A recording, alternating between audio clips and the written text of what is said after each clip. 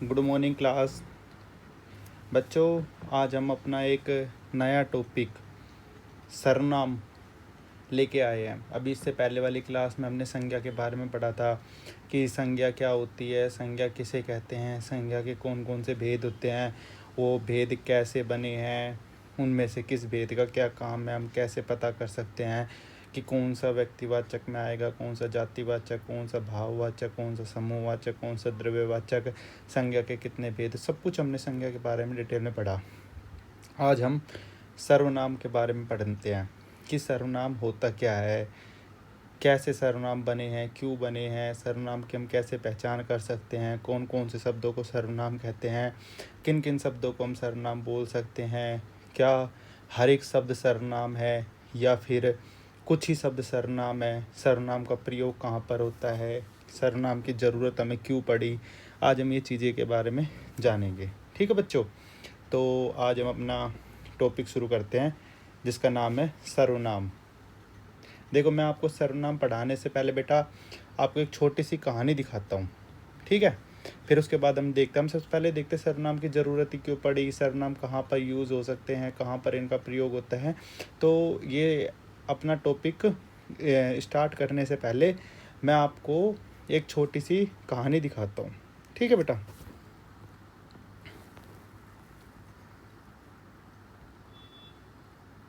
देखो बेटा, ये जो कहानी है ये शिखा की है। शिखा एक लड़की है, ठीक है।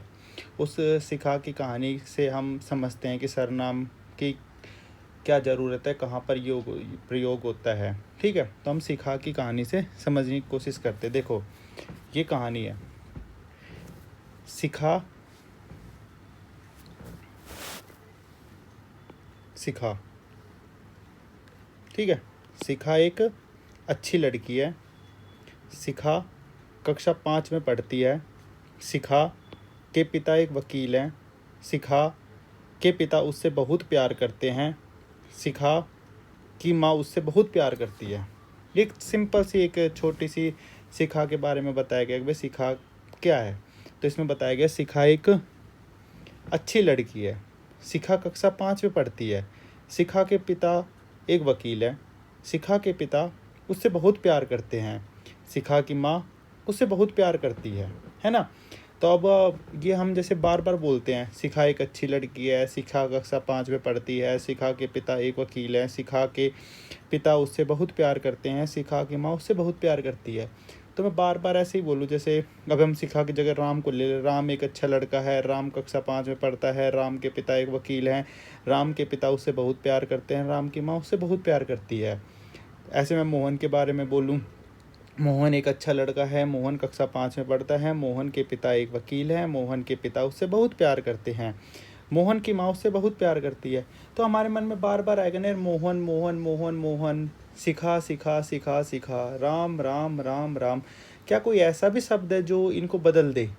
जैसे मैं बार बार राम राम राम राम, शिखा शिखा शिखा ना करके मोहन मोहन मोहन, इन शब्दों का बार बार यूज़ ना करूं और इनकी जगह कोई ऐसे शब्द आ जाएं जिससे इन वाक्यों का मतलब तो चेंज ना हो, लेकिन इनकी जगह दूसरे शब्द आ जाए जो बोलने में काफ़ी अच्छे लगे, है ना। जैसे अब मैं बार बार बोलता हूँ, शिखा एक अच्छी लड़की है, शिखा कक्षा 5 में पढ़ती है, शिखा के पिताजी वकील हैं, शिखा के पिता उससे बहुत प्यार करते हैं, शिखा की माँ उससे बहुत प्यार करती है।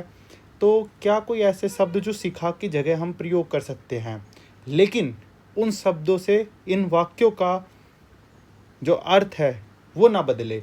कहीं मान ले मैं ऐसे शब्दों का प्रयोग कर दूं जिससे वाक्य का अर्थ ही बदल जाए। तो क्या ऐसे कोई शब्द होते हैं जिनका प्रयोग करने से वाक्य का अर्थ तो ना बदले, लेकिन हाँ हम शिखा की जगह उन वाक्यों का, उन शब्दों का यूज़ कर ले? चलो आओ देखते हैं क्या ऐसा कुछ होता है। देखो बेटा, अब हमने आगे देखते हैं। ये शिखा है, ये एक कलर मैं रेडी कर लेता हूँ। ये शिखा है, ठीक है। ये शिखा की माता जी है और ये शिखा के पिताजी हैं, ठीक है। अब देखो, हम देखते हैं शिखा के बारे में। शिखा एक अच्छी लड़की है। वह कक्षा 5 में पढ़ती है, तो यह वह किसके लिए आया है? शिखा के लिए। उसके पिताजी एक वकील है, किसके? शिखा के। वे उससे बहुत प्यार करते हैं, कौन? शिखा के पिताजी। उसकी माँ भी उससे बहुत अधिक प्यार करती, उसकी किसकी? शिखा की माता जी।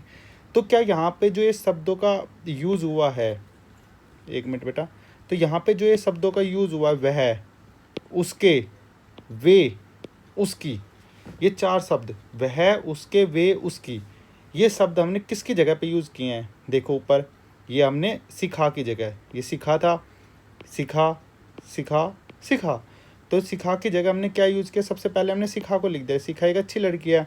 उसके बाद शिखा कक्षा 5 में पढ़ती है, तो हमने क्या यहाँ पे क्या यूज़ किया? वह कक्षा 5 में पढ़ती है। फिर उसके बाद क्या था? शिखा के पिताजी एक वकील हैं, तो हमने क्या किया? उसके पिताजी एक वकील हैं। फिर उसके बाद क्या था? शिखा के पिताजी उससे बहुत प्यार करते हैं, यहाँ पे हमने क्या था? वे उससे बहुत प्यार करते हैं। फिर हमने लिखा शिखा की माँ उससे बहुत प्यार करती है, तो उसकी माँ भी उसे बहुत प्यार करती है। तो हमने यहाँ पे शिखा की जगह कुछ शब्दों का यूज कर लिया, ताकि हमें बार बार शिखा शिखा शिखा ना बोलना पड़े। अब देखो हमने इसको क्या बोलते हैं कि शिखा एक अच्छी लड़की है, वह कक्षा 5 में पढ़ती है, उसके पिताजी एक वकील हैं, वे उससे बहुत प्यार करते हैं, उसकी माँ भी उसे बहुत प्यार करती है ना। तो हमने ये सीधा एक कुछ शब्दों का यूज कर लिया, वह, उसके, वे, उसकी, ये शिखा की जगह पे ये शब्द यूज हो प्रयोग में आ गए। तो अब आपको देखो कैसा लगता है पढ़ने में? अच्छा लग रहा होगा बार बार। अब जैसे मैं राम को लेकर पढ़ूँ, राम एक अच्छा लड़का है, वह कक्षा 5 में पढ़ता है, उसके पिताजी एक वकील हैं, वे उससे बहुत प्यार करते हैं, उसकी माँ भी उससे बहुत प्यार करती है। तो देखो अब हमें बार बार राम राम राम बोलने की जरूरत नहीं पड़ी। अब जैसे कि मैं मोहन के बारे में बोलूँ, मोहन एक अच्छा लड़का है, मोहन कक्षा 5 में पढ़ता है, मोहन के पिता एक वकील हैं, मोहन के पिता उससे बहुत प्यार करते हैं, मोहन की माँ उससे बहुत प्यार करती है।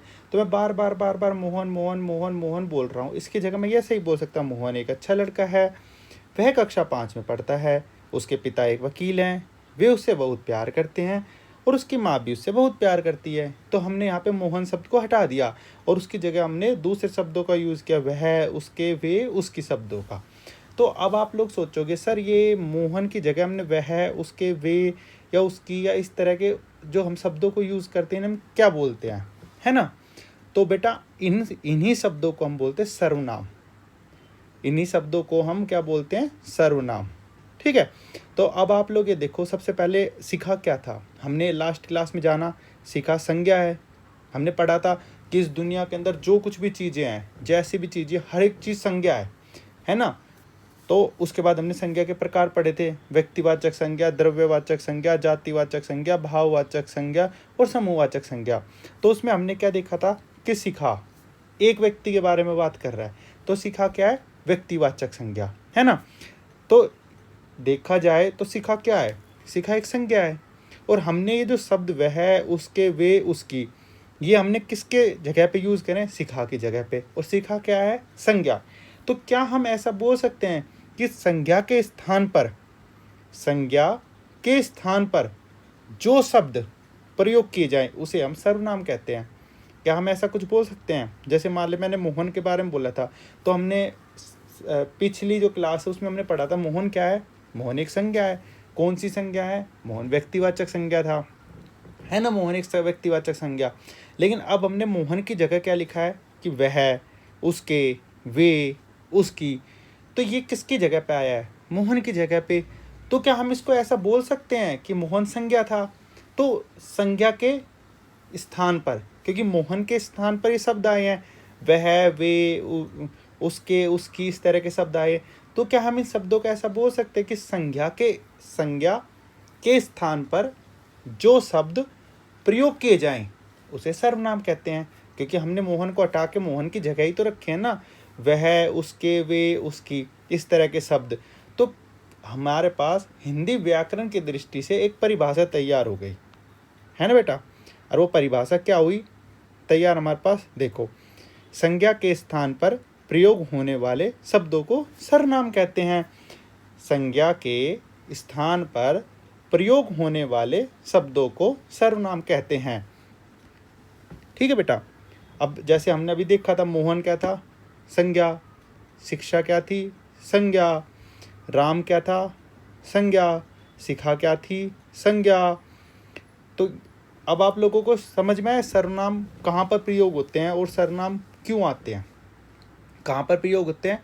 संज्ञा के स्थान पर प्रयोग होते हैं। कहाँ पर प्रयोग होते हैं बेटा? संज्ञा के स्थान पर। तो आपसे कोई पूछे सर्वनाम क्या होते हैं, तो आप लोग क्या बताओगे कि सर संज्ञा के स्थान पर प्रयोग होने वाले शब्दों को सर्वनाम कहते हैं। जो शब्द संज्ञा के स्थान पर प्रयोग किए जाएं उन शब्दों को सर्वनाम कहते हैं। ठीक है बेटा। अब देखो सर्वनाम कौन कौन, जैसे ये सर्वनाम है, ठीक है, इसमें क्या है? संज्ञा के बदले इस्तेमाल होने वाला शब्द। इसमें मैं हो गया, हम हो गया, तुम हो गया, वह होगी, यह हो गया, वे हो गया, ये अप गलत लिखा हुआ यहाँ पे, आप हो गया। ठीक है, ये सब क्या है? मैं, हम, तुम, वह, वे, यह, आप, सब ये क्या है? सर्वनाम। अब आप सोचोगे सर ये कैसे यूज हो रहे हैं संज्ञा के स्थान पर? तो बेटा ये हम आगे देखेंगे कि कैसे, कहाँ पर हम मैं का यूज़ करते हैं, कहाँ पर हम का यूज़ करते हैं, कहाँ पर तुम का यूज़ करते हैं, कहाँ पर वह का यूज़ करते हैं, कहाँ पर वे का यूज़ होता है, कहाँ पर यह का यूज़ होगा और कहाँ पर आप का यूज़ होगा। ये सारी चीज़ें हम आगे देखेंगे। लेकिन हाँ, अभी तक हमें एक चीज़ पता चल चुकी है। क्या पता चल चुका है अभी तक हमें? अब हमें आप लोग बताओ बेटा, क्या पता चला अभी तक हमें? अभी तक हमें पता चल चुका है कि सर सर्वनाम क्या होता है। तो क्या होता है सर्वनाम? संज्ञा के स्थान पर प्रयोग होने वाले शब्दों को सर्वनाम कहते हैं। किसके स्थान पर प्रयोग होते हैं सर्वनाम? बताओ बच्चों, सर्वनाम किसके स्थान पर प्रयोग होते हैं? सर संज्ञा के स्थान पर प्रयोग होते हैं। सर्वनाम कहाँ पर प्रयोग होते हैं? सर संज्ञा के स्थान पर प्रयोग होते हैं। बताओ बेटा राम, सर्वनाम कहाँ प्रयोग होते हैं? सर संज्ञा के स्थान पर प्रयोग होते हैं। ठीक है, सर्वनाम कौन कौन से होते हैं? सर्वनाम कौन कौन से होते हैं? सर मैं, हम, तुम, वह, वे, यह, आप। क्या इसके अलावा भी सर्वनाम होते हैं? हाँ बेटा, इसके अलावा भी सर्वनाम होते हैं। सर इसके अलावा और कौन कौन से सर्वनाम होते हैं? बेटा वो हम आगे पढ़ेंगे, कौन कौन से सर्वनाम होते हैं, कहाँ कहाँ पर इनका यूज़ किया जाता है, कैसे कैसे सर्वनाम का यूज़ प्रयोग में आएंगे, कहाँ पर हम किस सर्वनाम का प्रयोग करेंगे, ये सारी चीज़ें हम आगे पढ़ेंगे। अभी तक हमने सिर्फ जो हमारा आज का टॉपिक है सर्वनाम, उसके बारे में जाना। अच्छा तो चलो, अब हमें पुनीत बताएगा बेटा सर्वनाम के बारे में आपने क्या जाना। सर संज्ञा के स्थान पर, सर संज्ञा के स्थान पर प्रयोग होने वाले शब्दों को सर्वनाम कहते हैं। बहुत अच्छा बेटा। अब हमें कौन बताएगा, कौन बताएगा, कौन बताएगा? अब हमें अमन बताएगा। बेटा अमन बताओ, सर्वनाम कहाँ प्रयोग होते हैं? सर सर्वनाम संज्ञा के स्थान पर प्रयोग होते हैं। वाह वाह वाह, बहुत अच्छे बेटा, शाबाश। तो अब हमें ये चीज़ पता चल चुकी है कि सर्वनाम का प्रयोग कहाँ पर होता है। सर्वनाम का प्रयोग संज्ञा के स्थान पर होता है। ठीक है बेटा, चले आगे। ये देखो, ये सर्वनाम की परिभाषा है। सर्वनाम की परिभाषा, जो शब्द क्या है सर्वनाम की परिभाषा? जो शब्द संज्ञा के स्थान पर प्रयोग किए जाएं उन्हें सर्वनाम कहते हैं। ये चीज़ तो हमने पहले सीख ली कि सर्वनाम कहाँ पर प्रयोग होंगे? संज्ञा के स्थान पर होंगे। कहाँ पर प्रयोग होंगे? संज्ञा के स्थान पर प्रयोग होंगे। तो इसकी हमें एक परिभाषा क्या समझ में है सर्वनाम की? जो शब्द संज्ञा के स्थान पर प्रयोग किए जाएं उन्हें सर्वनाम कहते हैं। ठीक है बेटा। अब देखो आगे क्या है सरल भाषा में। ये मैं इसको जूम करता हूँ, जैसे इसने एक समझा रखा है, सरल भाषा में समझिए। जब हम किसी व्यक्ति, वस्तु या स्थान का नाम बार बार नहीं लेना चाहते तो उसकी जगह जो शब्दों का इस्तेमाल करता है वही सर्वनाम है।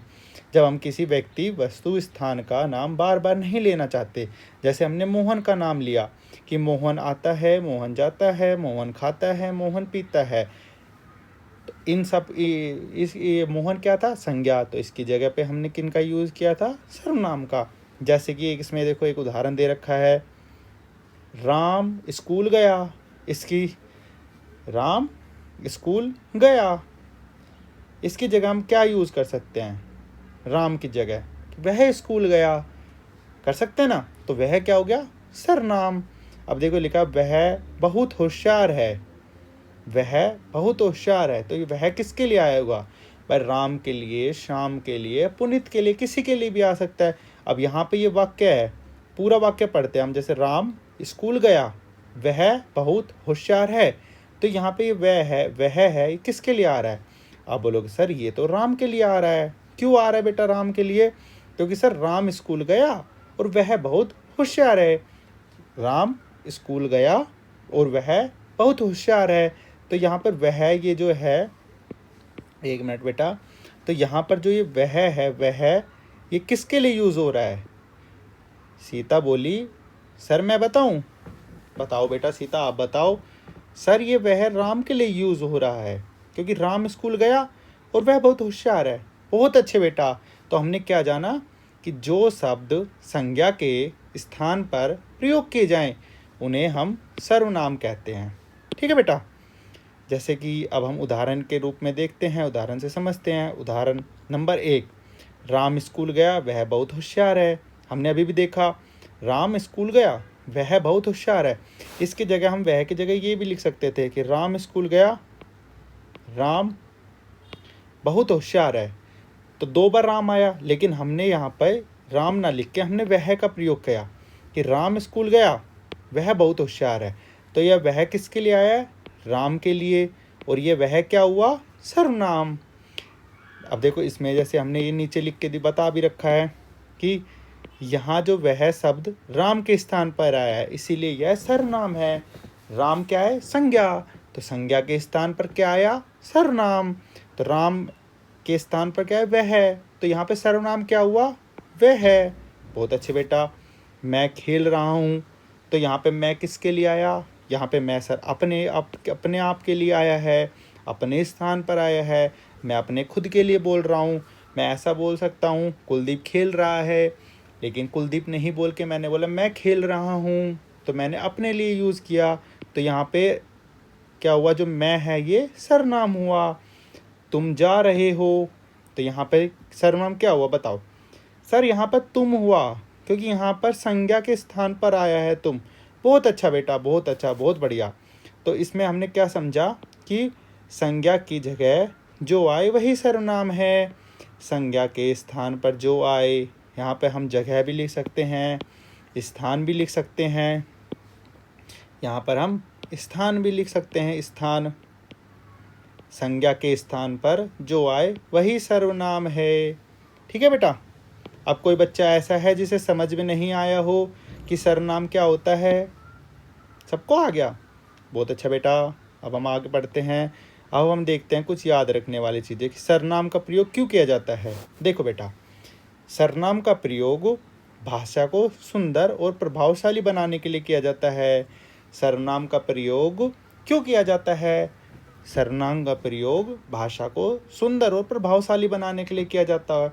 अब बोलोगे सर ये तो समझ में नहीं आया। तो चलो, समझ में नहीं आया तो हम समझने की कोशिश करते हैं। देखो, भाषा को सुंदर और प्रभावशाली कैसे बनाया जा सकता है? अब मैं बोलूँ कुलदीप खाना खाता है, कुलदीप आता है, कुलदीप जाता है, कुलदीप विद्यालय जाता है, कुलदीप खेलने जाता है, कुलदीप पानी पीने जाता है, कुलदीप सोने जाता है, कुलदीप खाना खाने जाता है। तो यहाँ पर बार बार कुलदीप कुलदीप कुलदीप कुलदीप कुलदीप कुलदीप कुलदीप कुलदीप कुलदीप ये यूज हुआ है ना। वहीं पर मैं क्या बोलूँ? कुलदीप खाना खाने जाता है, वह सोने जाता है, वह खेलने जाता है, वह खाता है, वह पीता है, वह नहाता है, वह कपड़े धोता है। तो यहाँ पर वह किसके लिए यूज़ किया जा रहा है? कुलदीप के लिए। तो हमारे पास जो भाषा है वो अच्छी हो गई, क्योंकि हम बार बार कुलदीप कुलदीप कुलदीप कुलदीप बोलते, उसकी जगह हमने कुछ शब्दों का यूज़ कर लिया। तो अब हमें बोलने में भी अच्छा लग रहा है कि भाई राम एक लड़का है, राम 5 साल का है, राम खाना खाता है और राम सो जाता है। वहीं पर मैं बोलूँ राम एक लड़का है, वह खाना खाता है, वह 5 साल का है, वह सो जाता है। तो इसमें हमें कौन सी भाषा हमारी सबसे सुंदर, सबसे अच्छी लग रही है? सर जो हम वह करके बोल रहे हैं वो। बहुत अच्छा बेटा, शाबाश शाबाश। तो इससे हमें क्या पता चला कि सर्वनाम का प्रयोग भाषा को सुंदर और प्रभावशाली बनाने के लिए भी किया जाता है। अब दूसरा है, क्या जो सर्वनाम शब्द हैं ये पुल्लिंग और स्त्रीलिंग मतलब कि के हिसाब से बदले जा सकते हैं? क्या एक लड़के के हिसाब से और एक लड़की के हिसाब से भी सर्वनाम बदला जा सकता है? तो आप लोग बताओ। आप लोग बोलोगे सर ये तो हमें पता ही नहीं है। चलो बेटा, नहीं पता तो हम पता करने की कोशिश करते हैं कि क्या जो सर्वनाम होते हैं वो लड़का और लड़की के हिसाब से भी बदले जाएंगे। देखो अब हम इसको एक उदाहरण के हिसाब से समझते हैं। जैसे कि मैं खाता हूँ, तो यहाँ पे मैं किसके लिए आ रहा है? मैं खाता हूँ मतलब किसी लड़के के बारे में बात करी जा रही है। मैं खाता हूँ, है ना? इसका मतलब आप क्या समझ रहे हो कि किसी लड़के की बात हो रही है। वहीं पर मैं खाती हूँ, तो ये किसके बारे में हो रहा है? किसी लड़की के बारे में बात हो रही है। तो देखो मैं खाता हूँ के लिए भी मैं ही आया, मतलब लड़के के लिए। मैं खाती हूँ इसके लिए भी क्या आया? लड़की के लिए। तो मैं खाती हूँ ये लड़की के लिए आया है, तो इसमें भी क्या हुआ? मैं। और यहाँ पे भी खाता हूँ किसके लिए? लड़के के लिए, तो इसमें भी क्या आया? मैं। ऐसे ही देखो आगे, वह पढ़ता है, तो ये किसके लिए है? किसी लड़के के बारे में बात करी जा रही है। और वह पढ़ती है, ये सर किसी लड़की के बारे में बात की जा रही है। तो अब आप लोग देखो, यहाँ पर वह पढ़ता है उसके लिए भी वह का प्रयोग किया गया। वह पढ़ती है, यहाँ पे भी वह ही आया। वह पढ़ता है ये किसी बॉय के लिए मतलब लड़के के लिए था। वह पढ़ती है ये किसी गर्ल के लिए था। तो यहाँ पर बॉय के लिए भी वह का यूज़ हुआ और गर्ल के लिए भी वह का यूज़ हुआ। किसी लड़के के लिए भी मैं का यूज़ हुआ और किसी लड़के के लिए भी मैं का यूज़ हुआ। तो इससे हमने क्या समझा कि क्या सर्वनाम लड़का और लड़की पुल्लिंग स्त्रीलिंग के हिसाब से चेंज होते हैं? नहीं सर, चेंज नहीं होते। बहुत अच्छा बेटा, क्यों नहीं होते? फिर आप लोग मुझे बताओगे। क्योंकि सर मैं खाना खाता हूँ, ये लड़का ही बोल सकता है। सर मैं खाना खाती हूँ, ये लड़की भी बोलती है। तो यहाँ पे मैं दोनों के लिए आया। तो इस हिसाब से हमने क्या समझा कि जो सर्वनाम होता है बेटा वो पुल्लिंग और स्त्रीलिंग दोनों में एक जैसा ही होता है, वो कभी भी चेंज नहीं होता। चाहे पुल्लिंग बोले चाहे स्त्रीलिंग बोले, दोनों के लिए सर्वनाम एक जैसा ही होता है। ठीक है, अब आप लोग एक एक दो उदाहरण लिखना जो पुल्लिंग और स्त्रीलिंग के हो और जहाँ पर सर्वनाम का प्रयोग हो रहा हो। ठीक है बेटा। अब आगे क्या है कि जो सर्वनाम, क्या सर्वनाम एक वचन और बहुवचन रूप में भी होता है? तो आप लोग देखोगे सर एक वचन का मतलब, बेटा देखो एक वचन का मतलब एक, और बहुवचन का मतलब जो एक से ज़्यादा हों, जो एक से ज़्यादा चीज़ों के लिए बात करी जाए। तो क्या जो सर्वनाम है वो एक वचन में मतलब किसी एक व्यक्ति के लिए और बहुवचन में मतलब किसी एक से ज़्यादा व्यक्ति के लिए क्या अलग अलग सर्वनाम होते हैं? या जैसे हमने ऊपर देखा कि पुल्लिंग और स्त्रीलिंग दोनों के लिए एक ही जैसा सर्वनाम का प्रयोग होता है। जैसे मैं खाता हूँ, मैं खाती हूँ, वह पढ़ता है, वह पढ़ती है। तो पुल्लिंग और स्त्रीलिंग दोनों के लिए एक जैसा ही सर्वनाम का प्रयोग होता है। तो इससे हमें पता चला कि जो सर्वनाम है वो पुल्लिंग और स्त्रीलिंग दोनों में एक जैसा होता है। तो क्या ऐसे ही जो सर्वनाम होता है वो एक वचन और बहुवचन दोनों में एक जैसा होता है या अलग अलग सर्वनाम का प्रयोग किया जाता है? तो अब हम क्या देखेंगे कि जो सर्वनाम है वो एक वचन और बहुवचन में क्या एक जैसा होता है या अलग अलग होता है। ठीक है बेटा। तो अब देखो जैसे एक वचन है, एक वचन में क्या है? मैं मतलब मैं अपने अकेले आदमी के लिए बात कर रहा हूँ। तो मैं अगर अपने अकेले के लिए बात कर रहा हूँ तो क्या आ गया? मैं। तुम मतलब मैं किसी दूसरे इंसान को बता रहा हूँ कि जैसे मैं बोल रहा हूँ राम तुम खाना खा लो, तो मैंने राम के बारे में बात करी है कि राम तुम खाना खा लो। तो मैं राम को बोल रहा हूँ कि तुम, तो राम यहाँ पे कितना? एक। मतलब तुम क्या हो गया? एक वचन के लिए। मैं बोलूँ कि वह गया, वह गया, तो कितना आदमी थे जो गए? आप बोलोगे सर वह गया, तो इसका मतलब तो कोई एक आदमी था, तभी तो वह आया कि वह गया। मैं बोलूँ यह मेरी किताब है, तो यहाँ पे कितनी किताबों की बात हो रही है मेरी किताब है।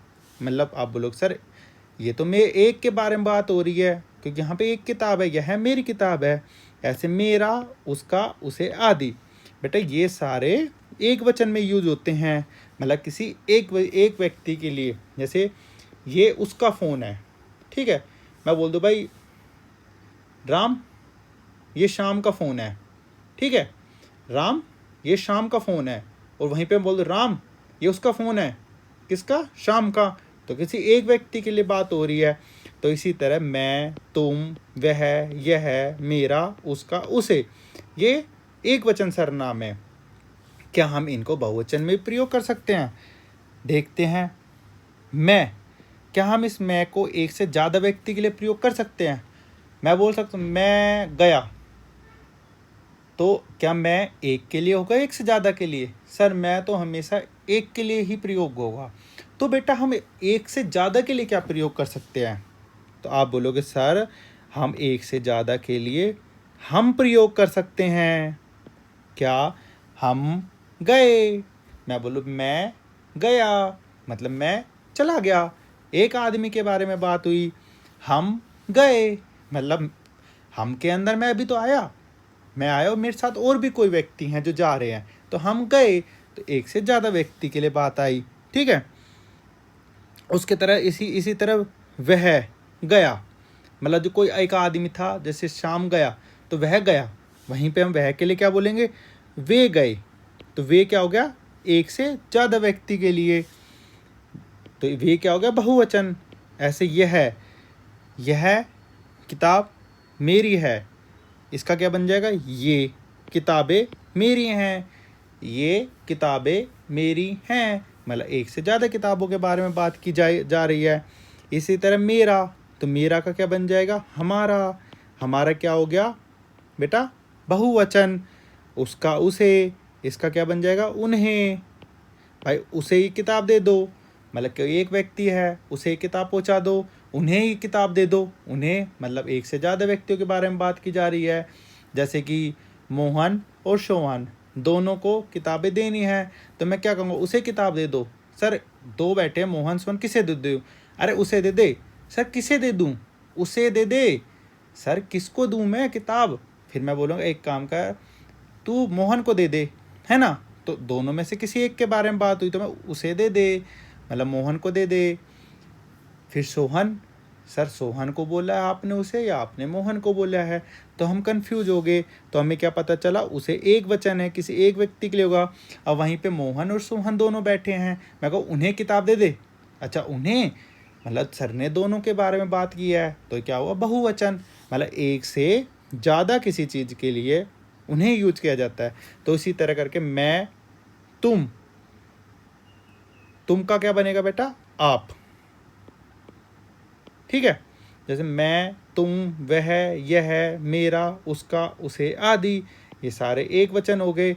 इनको हम बहुवचन में बदलेंगे तो मैं का हम, तुम, मतलब तुम का बहुवचन क्या होगा, आप, वह का बहुवचन वे, यह का बहुवचन ये, मेरा हमारा, उसका, उसे, उन्हें। ये सारी चीज़ें हम अब और आगे पढ़ेंगे कि इनको कैसे एक वचन बनाते हैं, कैसे बहुवचन बनाते हैं, कौन कौन से सर्वनाम होते हैं, यह, वह, ये, वे, ये सारे कितने तरह के होते हैं। क्या एक सर्वनाम होता है, दो होते हैं, तीन होते हैं, या बहुत सारे होते हैं? तो अब हम आगे पढ़ेंगे कि सर्वनाम कितने होते हैं, क्या होते हैं। सबसे पहले हम पढ़ते हैं सर्वनाम ही क्या होते हैं, है ना बेटा। तो देखो सर्वनाम वैसे हिंदी के अंदर मूल 11 सर्वनाम होते हैं। इन 11 सर्वनामों से फिर हम और भी सर्वनाम बनाते हैं। 11 कौन कौन से होते हैं, मैं, तू, आप, यह, वह, जो, सो, कौन, क्या, कोई, कुछ, ये 11 सर्वनाम होते हैं। अब आप कहोगे सर ये तो 11 हमें कैसे पता चलेगा? तो बेटा ये हम आगे देखेंगे कि कौन कौन से सर्वनाम होते हैं, कहाँ कहाँ पर इनका प्रयोग किया जाता है, वाक्य में इनका कैसे प्रयोग किया जाता है, कहाँ पर तुम सर्वनाम आएगा, कहाँ पर वह सर्वनाम आएगा, कहाँ पर जो सर्वनाम आएगा, कहाँ पर सो सर्वनाम आएगा, कहाँ पर कौन सर्वनाम आएगा, कहाँ पर कोई सर्वनाम आएगा। ये सारी चीज़ें हम आगे देखेंगे कि कहाँ पर कौन से सर्वनाम आते हैं। तो अभी तक हमें क्या पता चला कि जो सर्वनाम का प्रयोग भाषा को सुंदर बनाने के लिए किया जाता है, सर्वनाम पुल्लिंग और स्त्रीलिंग दोनों में एक जैसा ही रहता है। मैं खाता हूँ, मैं खाती हूँ, वह पढ़ता है, वह पढ़ती है। तो पुल्लिंग और स्त्रीलिंग में एक जैसा होता है। और सर्वनाम के दोनों में दो होते हैं, मतलब वचन में, एक वचन में भी होते हैं सर्वनाम और बहुवचन में भी सर्वनाम होते हैं। ठीक है बेटा, सर्वनाम एक वचन में भी होगा और बहुवचन में भी होगा। अब एक वचन में कौन कौन से सर्वनाम हैं? मैं, तुम, वह, यह, मेरा, उसका, उसे। बहुवचन के कौन से हैं? हम, आप, वे, ये, हमारा, उन्हें। अब हम इन्हें आगे देखेंगे कि इनका प्रयोग कहाँ पर किया जाता है, कैसे किया जाता है, क्या क्या किया जाता है। ठीक है बेटा, अब देखो अगला हमारा आ गया सर्वनाम के भेद, कि सर्वनाम के कितने भेद होते हैं। जैसे मैंने आपको संज्ञा के अंदर बताया था कि संज्ञा परिवार का मुखिया था और उसके 5 बेटे थे। तो इसी प्रकार करके सर्वनाम है। तो सर्वनाम के कितने बेटे होते हैं बेटा? सर्वनाम के 6 होते हैं। सर्वनाम के जैसे आपके पापा के 2 बेटे भी हो सकते हैं, 3 भी हो सकते हैं, 4 भी हो सकते हैं, 5 भी हो सकते हैं। 2 बेटे 1 बिटिया भी हो सकती है, 2 बेटे 1 4 बेटी भी हो सकती हैं, 1 बेटा 5 बेटी भी हो सकती हैं। तो इसी तरह करके हमने देखा था कि सर्वनाम के कितने संज्ञा के कितने भेद थे। संज्ञा के सर 5 भेद पढ़े थे हमने, मतलब 5 थे जिनके कार्य सबके अलग अलग थे। इसी तरह बेटा सर्वनाम के कितने भेद हैं? सर सर्वनाम के 6 भेद हैं। अब वो 6 भेद कौन कौन से हैं, उनका क्या क्या नाम है, उनका क्या क्या प्रयोग है, उन 6 वेदों को हम कैसे कैसे पता लगा सकते हैं, उन 6 वेदों का हम कहाँ कहाँ प्रयोग कर सकते हैं, कहाँ कहाँ उनका यूज़ कर सकते हैं, कैसे पता चलेगा कौन सा सर्वनाम कैसा है, क्या जो यह वह ये वे जो सो कौन, क्या ये इन 6 के 6 सर्वनामों में आएंगे या इनसे अलग आएंगे, ये सारी चीज़ें हम अभी आगे पढ़ेंगे। ठीक है, तो बेटा देखो सर्वनाम के 6 भेद होते हैं। सर्वनाम के 6 भेद होते हैं। अब कौन कौन से 6 भेद होते हैं बेटा? देखो सबसे पहले होता है एक पुरुषवाचक सर्वनाम, दूसरा निजवाचक सर्वनाम, तीसरा निश्चयवाचक सर्वनाम, चौथा अनिश्चयवाचक सर्वनाम, पांचवा संबंधवाचक सर्वनाम और छठा प्रश्नवाचक सर्वनाम। कौन कौन से 6 भेद होते हैं? पुरुषवाचक सर्वनाम, निजवाचक सर्वनाम, निश्चयवाचक सर्वनाम, अनिश्चयवाचक सर्वनाम, संबंधवाचक सर्वनाम और प्रश्नवाचक सर्वनाम। अब ये पुरुषवाचक सर्वनाम कौन से होते हैं, निजवाचक सर्वनाम कौन से होते हैं, निश्चयवाचक सर्वनाम कौन से होते हैं, अनिश्चयवाचक सर्वनाम कौन से होते हैं, संबंधवाचक सर्वनाम कौन से होते हैं, प्रश्नवाचक सर्वनाम कौन से होते हैं। ये हम अपनी अगली क्लास में पढ़ेंगे कि कौन से सर्वनाम को हम निजवाचक बोलते हैं, किसको निश्चयवाचक बोलते हैं, किसको अनिश्चयवाचक, किसको प्रश्नवाचक, किसको संबंधवाचक, किसको पुरुषवाचक। ये सारी की सारी चीज़ें हम अपनी अगली क्लास में पढ़ेंगे। अभी हमने पढ़ा सर्वनाम क्या होते हैं और सर्वनाम किसके स्थान पर प्रयोग किए जाते हैं, सर्वनाम का प्रयोग किन शब्दों के स्थानों पर किया जाता है। अब सर्वनाम कौन कौन से होते हैं, कौन कौन से सर्वनाम का प्रयोग कहाँ कहाँ पे किया जाता है, सर्वनाम के क्या क्या भेद होते हैं, ये सब कुछ हम अपनी अगली कक्षा में पढ़ेंगे। ठीक है बेटा, अभी तक हमने बस इतना जाना है कि सर्वनाम के 6 भेद होते हैं। पुरुषवाचक सर्वनाम, निजवाचक सर्वनाम, निश्चयवाचक सर्वनाम, अनिश्चयवाचक सर्वनाम, संबंधवाचक सर्वनाम और प्रश्नवाचक सर्वनाम। अब इनके बारे में हम अपनी अगली कक्षा में पढ़ेंगे। ठीक है बेटा, तब तक के लिए आप लोग जो पढ़ा है उसे पढ़ना, इनके अपने नोट्स बनाना और उसके बाद फिर हम इसके आगे पढ़ेंगे। ओके, चलो बेटा, bye bye. Good morning class. बेटा कैसे हो आप लोग? मैं आशा करता हूँ कि आप लोग काफ़ी अच्छे होगे, स्वस्थ होगे, तंदुरुस्त होगे, अपने माँ बाप की सारी बातें मानते होगे, है ना। तो बेटा हमने लास्ट क्लास में अपने सर्वनाम का जो हमारा टॉपिक है उसे हमने स्टार्ट कर दिया था। हम सर्वनाम के बारे में पढ़ने लग गए थे। तो हमने लास्ट क्लास में सर्वनाम के बारे में क्या क्या जाना था? हमने जाना था, सबसे पहले हमने शिखा की कहानी पढ़ी थी कि शिखा एक अच्छी लड़की है, शिखा कक्षा 5 में पढ़ती है, शिखा के पिता वकील है, शिखा के पिता उससे बहुत प्यार करते हैं और शिखा की माता भी उससे बहुत प्यार करती है। हमने ये अपनी लास्ट क्लास में पढ़ लिया था। फिर हमने जाना था कि यहाँ पे सिखा सिखा सिखा सिखा सिखा आ रहा था, तो इसकी जगह हम किन शब्दों का यूज़ कर सकते हैं, हमने ये जाना था। तो जैसे ये रहा, हमने जाना था सिखा है, तो हमने सिखा की जगह वह का यूज़ किया था। उसके का, वे, उसकी। तो हमने फिर बाद में ये जाना था कि वह, उसके, वे, उसकी ये क्या होते हैं, कैसे यूज़ होते हैं। तो हमने जाना था भाई ये सर्वनाम होते हैं, सर्वनाम किसकी जगह पे यूज़ होते हैं। तो हमने ये सारी चीज़ें लास्ट क्लास में जानी थी कि भाई संज्ञा के स्थान पर प्रयोग होने वाले शब्दों को सर्वनाम कहते हैं। अभी सर्वनाम संज्ञा के स्थान पर कैसे प्रयोग करे जाते हैं वो हमने अपने आखिरी क्लास में जान लिया था। तो जिन बच्चों को अभी हमारी ये पहली क्लास देख रहा है वो इससे पहले क्लास नंबर 1 सर्वनाम की वो देख के आए, ताकि उसको ये चीज़ें समझ में आ जाएं कि कहाँ पर प्रयोग होता है, सर्वनाम कैसे आते हैं, कैसे हम सर्वनाम का प्रयोग कर सकते हैं, कहाँ कहाँ पे हम प्रयोग कर सकते हैं। ये सारी चीज़ें हमने लास्ट क्लास में बताई थी। फिर उसके बाद हमने सर्वनाम की बेटा परिभाषा बनाई थी कि इसकी क्या परिभाषा थी कि जो शब्द संज्ञा के स्थान पर प्रयोग किए जाए उन्हें सर्वनाम कहते हैं। फिर हमने इसके एग्जाम्पल देखे थे कि भाई राम स्कूल गया, वह होशियार है, ये राम स्कूल गया वह होशियार है, मैं खेल रहा हूँ तुम जा रहे हो। हमने ये सारी चीज़ें अपनी लास्ट क्लास में देख लिया था, है ना। फिर हमने लास्ट क्लास में देखा था कि सर्वनाम का क्या होता है कि भाई भाषा को सुंदर बनाते हैं। सर्वनाम पुल्लिंग व स्त्रीलिंग में एक जैसे होते हैं, जैसे मैं खाता हूँ तो आगे मैं खाती हूँ, वह पढ़ता है वह पढ़ती है, तो पुल्लिंग और स्त्रीलिंग में एक जैसे थे। ये भी हमने अपनी लास्ट क्लास में देखा था, सर्वनाम क्लास नंबर 1 में।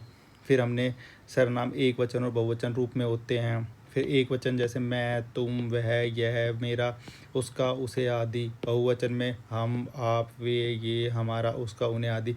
ये सारी चीज़ें एक वचन और बहुवचन में सर्वनाम कैसे होते हैं ये हमने अपनी सर्वनाम की क्लास नंबर 1 में लास्ट क्लास में देख ली थी ये चीज़ें। तो आप लोगों को अगर समझ में नहीं आई है या किसी बच्चे ने अभी अभी हमारी क्लास ज्वाइन करी है तो वो सबसे पहले सर्वनाम की क्लास नंबर 1 देख के आए और फिर उसके बाद आगे की क्लास कंटिन्यू करें, है ना बेटा, ताकि समझ में आए। तो अब हम पढ़ते हैं कि हिंदी व्याकरण में जो सर्वनाम होते हैं वो कितने होते हैं टोटल। तो बेटा देखो, हिंदी व्याकरण के अंदर मूल सर्वनामों की जो कुल संख्या होती है वो 11 होती है। अब आप सोचोगे सर मूल सर्वनाम क्या होते हैं। बेटा मूल सर्वनाम वो होते हैं जिनसे हम बाकी और सर्वनाम बनाए जा सकते हैं। इन सर्वनामों के कोई टुकड़े नहीं हो सकते, इनका कोई छोटा रूप नहीं हो सकता, और ये जिस रूप में है उसी रूप में प्रयोग करे जाएंगे, है ना। लेकिन हाँ, हम इन सर्वनामों से बाकी और सर्वनाम बना सकते हैं। जैसे कि एक ये है मैं, है ना, तो मैं से मैं क्या बना दूंगा, मुझे, है ना। तू है तो तू से मैं क्या बना सकता हूँ दूसरा सर्वनाम, तुझे या तुझको। आप है इसमें अगला सर्वनाम, तो आप से मैं क्या बना दूंगा, आपको या आपके, है ना। तो उसी तरह हम जिन सर्वनामों से हम बाकी और सर्वनाम बना सकते हैं अपने वाक्य के हिसाब से कि हमारे वाक्य में किस सर्वनाम को कहाँ पर प्रयोग करना है, उन सर्वनामों को हम इन मूल सर्वनामों की सहायता से बना सकते हैं, या सीधे इन मूल सर्वनामों का ही हम प्रयोग कर सकते हैं, है ना बेटा। अब वो कैसे प्रयोग करेंगे, कहाँ पर हम मूल सर्वनाम बनाएंगे, कैसे बनाएंगे, ये सब कुछ हम धीरे धीरे धीरे धीरे आगे जानने की कोशिश करते हैं। फिलहाल आप लोग ये जानो कि हमारे हिंदी व्याकरण के अंदर जो सर्वनामों की संख्या है वो 11 है। कितनी संख्या है, 11। और वो 11 कौन कौन सी हैं, वो 11 बेटा ये हैं, मैं, तू, आप, यह, वह, जो, सो, कोई, कुछ, कौन, क्या। ये 11 सर्वनाम हैं। कौन कौन से हैं, मैं, तू, आप, यह, वह, जो, सो, कोई, कुछ, कौन, क्या। ये हमारे हिंदी व्याकरण के अंदर ये 11 सर्वनाम हैं जिनका प्रयोग किया जाता है। इनसे हम और सर्वनाम बना सकते हैं, जैसे मुझे, मैंने, मेरा, मुझको, हमें, हमको, तुझे, तुझको, आप, आपको, उन, उनको, उसका, उसको, उन्हें, इन्हें। ये सारे हम इन्हीं सर्वनामों से बना सकते हैं। लेकिन मेन जो सर्वनाम है वो यही है, इनके कोई टुकड़ा नहीं हो सकता, इनका जैसा रूप है वैसा ही प्रयोग किया जाएगा, और इन्हीं सर्वनामों से हम बाकी सर्वनाम बना सकते हैं। अब कैसे बना सकते हैं, क्या बना सकते हैं, इन सर्वनामों का जो 11 सर्वनाम इनका कहाँ कहाँ प्रयोग किया जाएगा, कैसे इनका प्रयोग किया जाएगा, क्यों इनका प्रयोग किया जाएगा, ये सारी चीज़ें अब हम आगे जानने की कोशिश करते हैं। हमने सर्वनाम के भेद बेटा देख लिए थे कि सर्वनाम के 6 भेद थे, हमने अपनी लास्ट क्लास में देखे थे। फिर हमने सर्वनाम के 6 भेदों के नाम देखे थे कि पहला भेद था पुरुषवाचक सर्वनाम, निजवाचक सर्वनाम, निश्चयवाचक सर्वनाम, अनिश्चयवाचक सर्वनाम, संबंधवाचक सर्वनाम और प्रश्नवाचक सर्वनाम। ये सारे जो इनके 6 के 6 नाम थे, ये हमने अपनी आखिरी क्लास में सर्वनाम की क्लास नंबर 1 में हमने देख लिए थे। फिर अब इसमें जैसे एग्जाम्पल था, मैं विद्यालय जा रहा हूँ, तो ये पुरुषवाचक में ही क्यों आया। निजवाचक के अंदर मैं अपना काम स्वयं करता हूँ, ये निजवाचक में क्यों ऐसे आया। अब आपके एग्जाम्पल में, आपके एग्ज़ाम के अंदर आ जाएगा, यह पुस्तक मेरी है, बताओ इसमें कौन सा सर्वनाम है। तो आपको यही नहीं पता होगा यह पुस्तक मेरी, इसमें कौन सा सर्वनाम है। इसमें निश्चयवाचक है, पर क्यों है निश्चयवाचक। ऐसे ही कोई दरवाज़ा खटखटा रहा है, ये कौन सा सर्वनाम, अनिश्चयवाचक है। तो ये कोई दरवाज़ा खटखटा रही है, अनिश्चयवाचक क्यों है। इस कोई दरवाज़ा खटखटा रहा है, इसे मैं निश्चयवाचक सर्वनाम क्यों नहीं मान सकता, या इसको मैं संबंधवाचक सर्वनाम क्यों नहीं मान सकता, या इसको मैं प्रश्नवाचक सर्वनाम क्यों नहीं मान सकता, है ना। ऐसे प्रश्न आपके दिमाग में आएंगे। आप सोचोगे सर मैं तो मानूंगा। मैं कहूँगा भाई चलो ठीक है, आप लोग मानना चाहते हो तो मान लो, लेकिन हम आगे जानेंगे कि हम इसको क्या सच में कोई दरवाज़ा खटखटा रहा है, इसे हम संबंधवाचक मान सकते हैं क्या, प्रश्नवाचक मान सकते हैं क्या, निजवाचक मान सकते हैं क्या, पुरुषवाचक मान सकते हैं क्या, या निश्चयवाचक हम मान सकते हैं क्या। और अगर नहीं मान सकते तो क्यों नहीं मान सकते हम, तो हम उसे जानेंगे।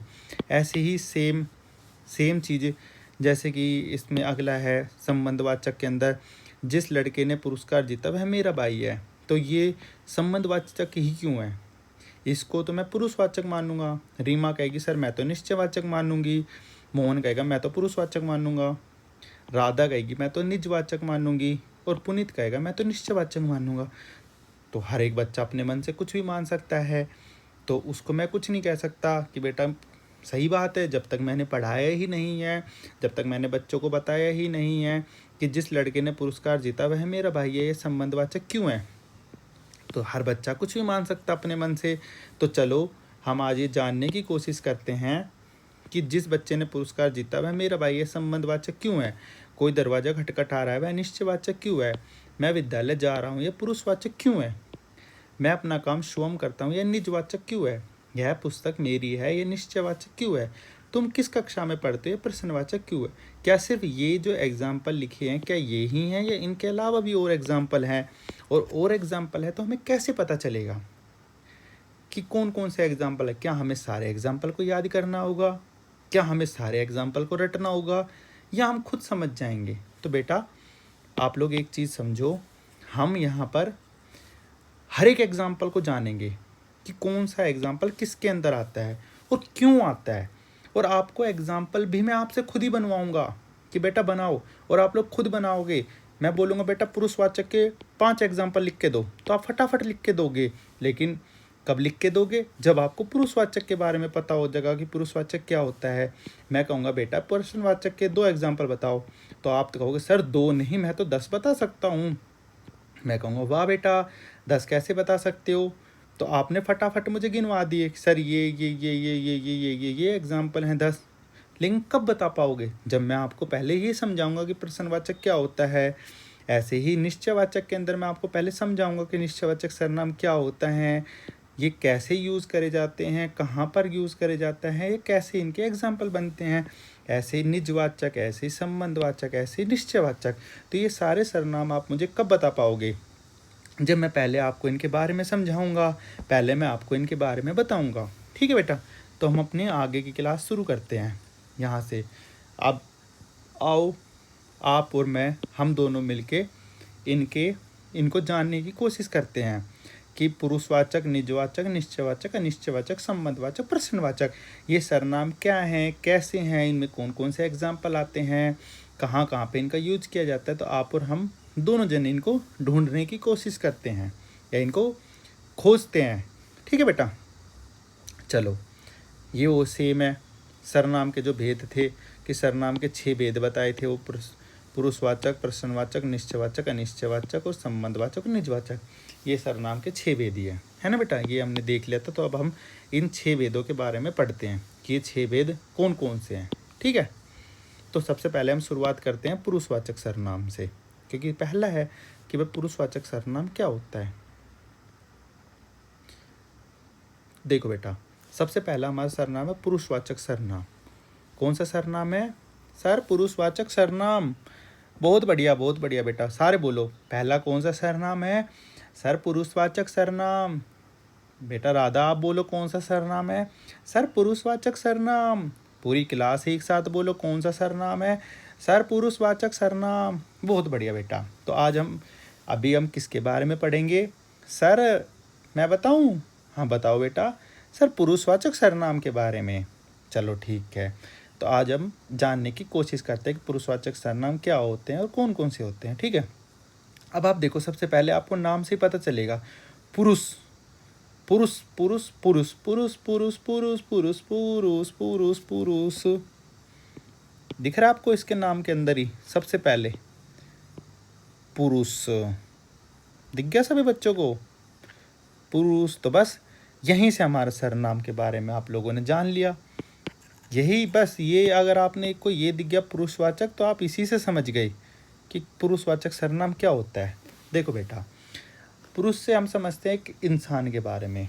एक इंसान जब बोलता है तो वो कैसे के बोलता है, सुनता है, या किसी और के बारे में बातें करता है ना। अब मैं हूँ तो मैं या तो अपने बारे में बातें करूँगा, या मैं आपके बारे में बातें करूँगा, या आप और मैं दोनों जने मिलकर किसी तीसरे इंसान के बारे में बातें करेंगे, है ना। अब मैं अकेला बातें करूँगा तो किसी तीसरे इंसान के लिए कर लूँगा, आप बातें करोगे तो आप मेरे बारे में करोगे, या आप किसी और के बारे में बातें करोगे, है ना। और कोई तीसरा इंसान है तो वो हम आपके और मेरे दोनों के बारे में बातें कर सकता है। तो तीन तरह से ही हम बातें कर सकते हैं ना, या तो अपने बारे में, या किसी दूसरे के बारे में, या किसी और आदमी के बारे में। उनमें सब कोई आ गया। जैसे मैं अपने मम्मी पापा, मामा चाचा, यार दोस्त, किसी के बारे में बातें कर सकता हूँ, या हम दोनों मिलके और किसी के बारे में बातें कर सकते हैं। तो हम ऐसे ही कर सकते हैं, या तो अपने बारे में, या मैं किसी दूसरे इंसान के बारे में, जैसे कि आप और हम दोनों मिलकर किसी और के बारे में, है ना। तो ये तीन तरह से कर सकते हैं। तो इसमें क्या होगा, अब जैसे मैं बातें कर रहा हूँ तो मैं बोल रहा हूँ, है ना। आप मेरे साथ बातें कर रहे हो तो आप सुन रहे हो। जब आप बोलोगे तो मैं सुनूंगा, मैं बोलूँगा तो आप सुनोगे, या हम दोनों मिलके किसी तीसरे इंसान के बारे में बातें करेंगे, है ना। यही हो सकता है। अब मैं बोल रहा हूँ तो आप सुनोगे, आप बोलोगे तो मैं सुनूंगा, और हम दोनों मिलके बोलेंगे तो किसी तीसरे इंसान के बारे में हम बातें करेंगे कि अच्छा वो ऐसा है, ये सब कुछ। तो पुरुषवाचक सर्वनाम में बेटा यही पुरुषवाचक सर्वनाम है। बस जिन सर्वनाम का प्रयोग बोलने वाले के लिए, मतलब मैं खुद बोल रहा हूँ, सुनने वाले के लिए जैसे आप सुन रहे हो, या किसी अन्य व्यक्ति के लिए, मतलब हम दोनों मिलकर किसी तीसरे के बारे में बातें करते हैं, या मैं किसी तीसरे के बारे में बातें कर रहा हूँ, है ना, या आप किसी तीसरे इंसान के बारे में बातें कर रहे हो, उन्हें ही पुरुषवाचक सर्वनाम कहते हैं। आए समझ में किसी को? जिन सर्वनामों का प्रयोग बोलने वाले के लिए, सुनने वाले के लिए, या किसी तीसरे व्यक्ति के लिए किया जाता है, उन्हें ही हम पुरुषवाचक सर्वनाम कहते हैं। या तो मैं अपने लिए करूँगा, मैं बोल रहा हूँ, या मैं आप सुन रहे हो तो आपके लिए प्रयोग करूँगा, या फिर किसी तीसरे इंसान के बारे में जो ना तो बोल रहा हो ना सुन रहा हो, है ना। तो उसे पुरुषवाचक सर्वनाम बोलते हैं। अब आप सोचोगे अच्छा समझ में आया। जिन सर्वनामों का प्रयोग बोलने वाले के लिए, सुनने वाले के लिए, या किसी अन्य व्यक्ति के लिए, किसी तीसरे इंसान के बारे में जो ना बोल रहा हो और ना सुन रहा हो, उसके बारे में प्रयोग किया जाए, तो वो कौन से सर्वनाम होते बेटा? पुरुषवाचक सर्वनाम। आपके समझ में आ गया? बहुत बढ़िया। कौन कौन से होते हैं? वह, वे, मैं, हम, तुम, आप आदि, है ना। कौन कौन से सर्वनाम होते बेटा? वह, वे, मैं, हम, तुम, आप, ये सारे पुरुषवाचक सर्वनाम हैं। अब आप कहोगे सर लेकिन हमारे तो याद नहीं हो रहे। तो कोई बात नहीं बेटा, याद नहीं हो रहे तो अभी मैं हूँ ना आपके साथ, तो मैं आपको याद करवाऊँगा। क्या आप कैसे याद करवाओगे सर आप? तो कैसे याद कराएंगे, तो हम सबसे पहले आगे बढ़ते हैं, फिर हम जानेंगे, फिर आप लोग खुद ही कह दोगे सर ये तो याद करने की ज़रूरत ही नहीं पड़ी, ये तो हमें खुद ब खुद याद हो गया। ठीक है बेटा, चलो अब देखो, पुरुषवाचक सर्वनाम के 3 प्रकार होते हैं। कौन कौन से 3 थे? सबसे पहले बोलने वाला, सुनने वाला, या किसी अन्य व्यक्ति के लिए जो हम बातें करते हैं। कौन कौन से थे? या तो बोलने वाले के लिए, सुनने वाले के लिए, या किसी अन्य व्यक्ति के लिए हम बात करते। सेम इनको हमारे हिंदी व्याकरण के अंदर नाम दे दिया गया। पुरुषवाचक सर्वनाम के 3 प्रकार थे, इसको हिंदी व्याकरण के अंदर नाम दे दिया गया। क्या नाम दिया गया? उत्तम पुरुष, मध्यम पुरुष और अन्य पुरुष। अरे हाँ, तो बेटा फिर तो ऐसे हमने देखा कि भाई पुरुषवाचक जो सर्वनाम होता है वो 3 प्रकार हैं। कौन कौन सा? उत्तम पुरुष, मध्यम पुरुष, अन्य पुरुष। ठीक है बेटा, तो अब हम इसके आगे जानते हैं। अब आप लोग कहोगे सर उत्तम पुरुष क्या होता है, मध्यम पुरुष क्या होता है, अन्य पुरुष क्या होता है? सर हमने तो पुरुषवाचक सर्वनाम के बारे में समझ लिया कि पुरुषवाचक सर्वनाम में पुरुष होगा। पुरुष को हमने याद कर लिया इंसान से कि भाई इंसान क्या करता है। इंसान या तो बोलता है, या सुनता है, या किसी ऐसे व्यक्ति के बारे में बात करता है जो ना बोलता हो ना सुनता हो। मतलब कि ना बोलने ना सुनने से मतलब है कि वो कहीं दूर जगह हो।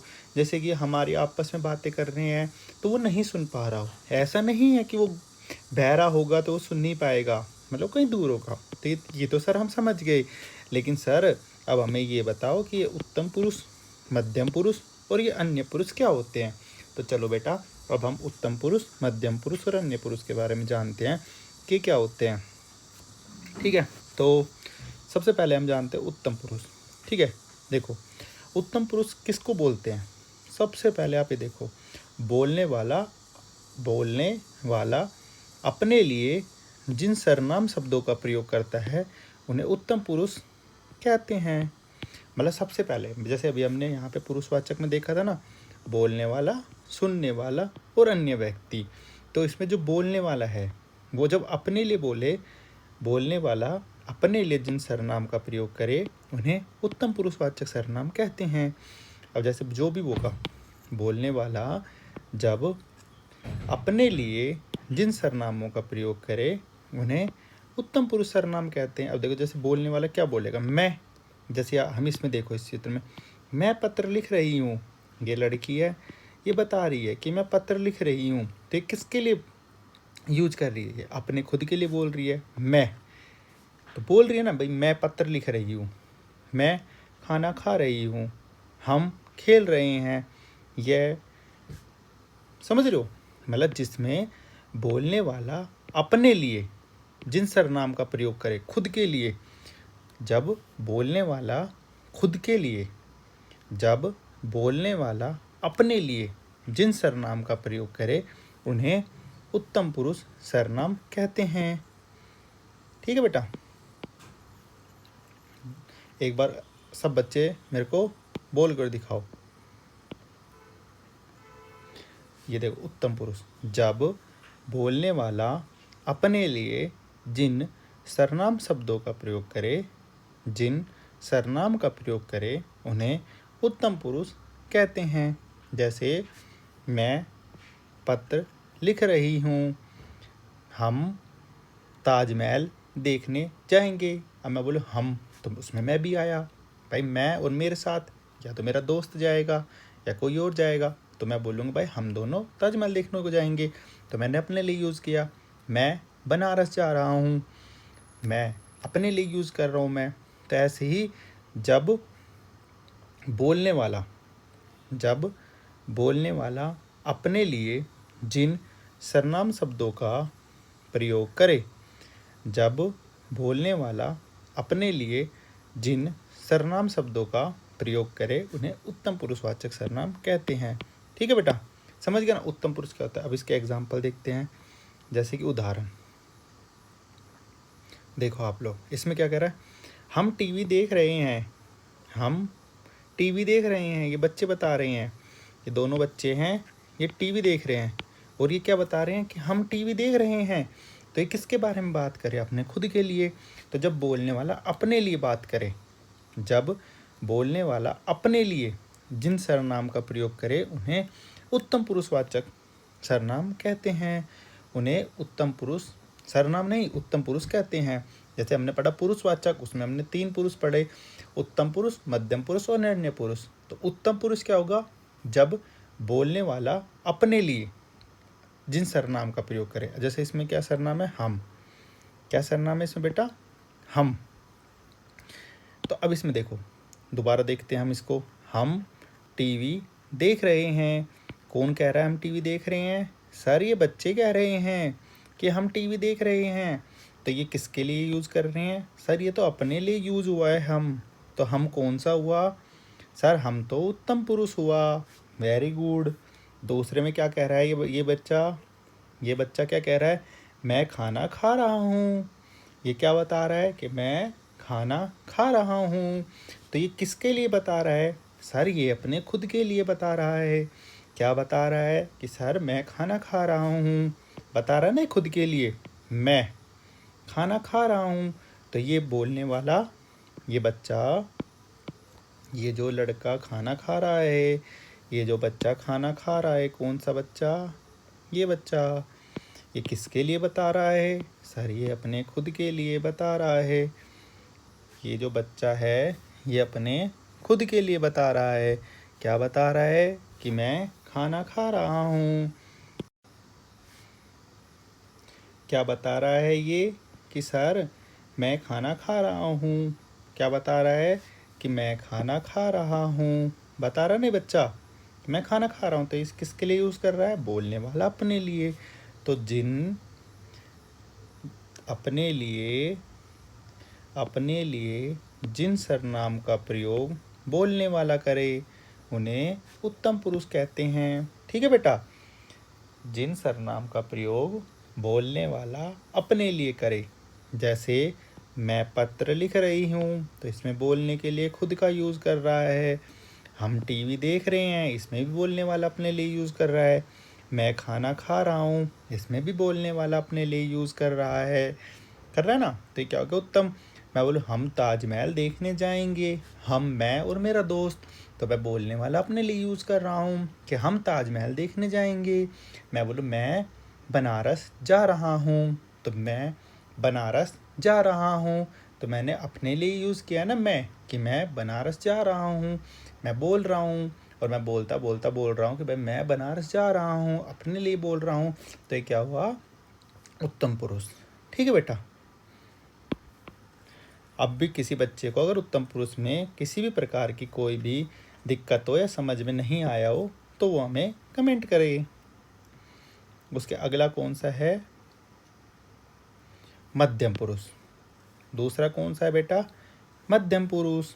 मध्यम पुरुष क्या होता है? सुनने वाले के लिए जिन सर्वनाम का प्रयोग होता है उन्हें मध्यम पुरुष कहते हैं। सुनने वालों के लिए जिन सर्वनाम का प्रयोग होता है उन्हें मध्यम पुरुष कहते हैं। उत्तम पुरुष किसे कहते थे? जब बोलने वाला अपने लिए जिन सर्वनाम का प्रयोग करे उसे उत्तम पुरुष कहते हैं। मध्यम पुरुष में क्या होता है? जब सुनने वाले के लिए जिन सर्वनाम का प्रयोग हो उन्हें मध्यम पुरुष कहते हैं। जब सुनने वालों के लिए जिन सर्वनाम का प्रयोग हो उन्हें मध्यम पुरुष कहते हैं। जैसे तुम, आप, तुम्हारा, आपका, तुमने, आपने आदि। अब आप कहोगे सर ये तो हमें समझ में आ गया कि मध्यम पुरुष सुनने वालों के लिए जिन सर्वनाम का प्रयोग होता है उन्हें मध्यम पुरुष कहते हैं। सर लेकिन आप इसके उदाहरण तो बताओ हमें। बेटा आपको उदाहरण बताएंगे। चलो अब हम उदाहरण से समझते हैं। देखो उदाहरण, ये एक बच्चा पढ़ रहा है, ये इसके पिताजी खड़े ना। ये इसके पिताजी अपने बेटे से पूछ रहे हैं तुम क्या लिख रहे हो? दोबारा समझते हैं। देखो ये बच्चा पढ़ रहा है, ये इसके पिताजी खड़े हैं और इसके पिताजी अपने बेटे से पूछ रहे हैं तुम क्या लिख रहे हो, है ना? तो पिताजी क्या हो गए? बोल रहे हैं, बेटा सुन रहा है। तो सुनने वाले के लिए जिन सर्वनाम का प्रयोग हो उन्हें मध्यम पुरुष कहते हैं। तुम क्या लिख रहे हो, तो सुनेगा। जैसे मैं तो आप लोगों से पूछूं कि बेटा तुम क्या पढ़ रहे हो, तो तुम क्या पढ़ रहे हो, तुम मुझे जवाब दोगे सर हम तो हिंदी पढ़ रहे हैं। तो क्या हुआ, तुम मध्यम पुरुष। तो क्या आप लोग सुन के जवाब दे रहे हो। अगर मैं आपसे, जैसे ये एक दो दोस्त हैं, ये बैठ के पढ़ाई कर रहे हैं, ये पढ़ते पढ़ते थोड़ा बोर हो गए तो आपस में बातचीत करने लग गए। तो बात करते करते एक दोस्त दूसरे दोस्त से पूछता है आप कहाँ रहते हो, आप कहाँ रहते हैं। उसने पूछा अपने दोस्त से आप कहाँ रहते हैं, तो इससे पूछा तो ये जवाब देगा ना, भाई मैं दिल्ली में रहता हूँ, मैं कर्नाटक में रहता हूँ, मैं मुंबई में रहता हूँ। तो आप किसके लिए यूज़ हो रहा है, दूसरे के लिए। जैसे मैं बोलूँगा मैं दिल्ली में रहता हूँ, तो मैंने अपने लिए, बोलने वाले के लिए यूज़ किया। और मैं दूसरे से पूछ रहा हूँ कि आप कहाँ रहते हो, तो मैं सुनने वाले के लिए पूछ रहा हूँ बेटा आप बताओ आप कहाँ रहते हो। तो आप कहोगे सर मैं दिल्ली में रहता हूँ, मैं मुंबई में रहता हूँ, सर मैं कलकत्ता में रहता हूँ, सर मैं पटना में रहता हूँ, है ना। तो जहाँ सुनने वाले के लिए जिन सर्वनाम का प्रयोग हो उन्हें मध्यम पुरुष कहते हैं। ठीक है बेटा। जहाँ सुनने वाले के लिए जिन सर्वनाम का प्रयोग हो उन्हें क्या कहते हैं, मध्यम पुरुष। अब देखो एक दो उदाहरण और देखते हैं हम। जैसे मैं पूछूं आप लोगों से कि बेटा आप बताओ आपको क्या पसंद है। मैं आप लोगों से पूछता हूँ कि बेटा बताओ आपको क्या पसंद है। तो आपको क्या पसंद है, आपको कहेगा सर मुझे सेब पसंद है, मुझे केला पसंद है, मुझे अनार पसंद है, मुझे पपीता पसंद है, मुझे मोमोज पसंद है, मुझे चाउमीन पसंद है। हर एक बच्चा कुछ ना कुछ बताएगा। तो मैं पूछ रहा हूँ आपसे तो आप सुन रहे हो ना, तभी तो आप मुझे जवाब दे रहे हो कि सर हमें ये पसंद है। तो इसमें आप किसके लिए आ रहा है, मध्यम पुरुष के लिए, क्योंकि ये किसके लिए आ रहा है, सुनने वालों के लिए। जैसे मैं पूछूं क्या आप घर भी जाओगे या यहाँ से सीधा पार्क में जाओगे, तो आप कहोगे नहीं सर हम पहले घर पे जाएंगे।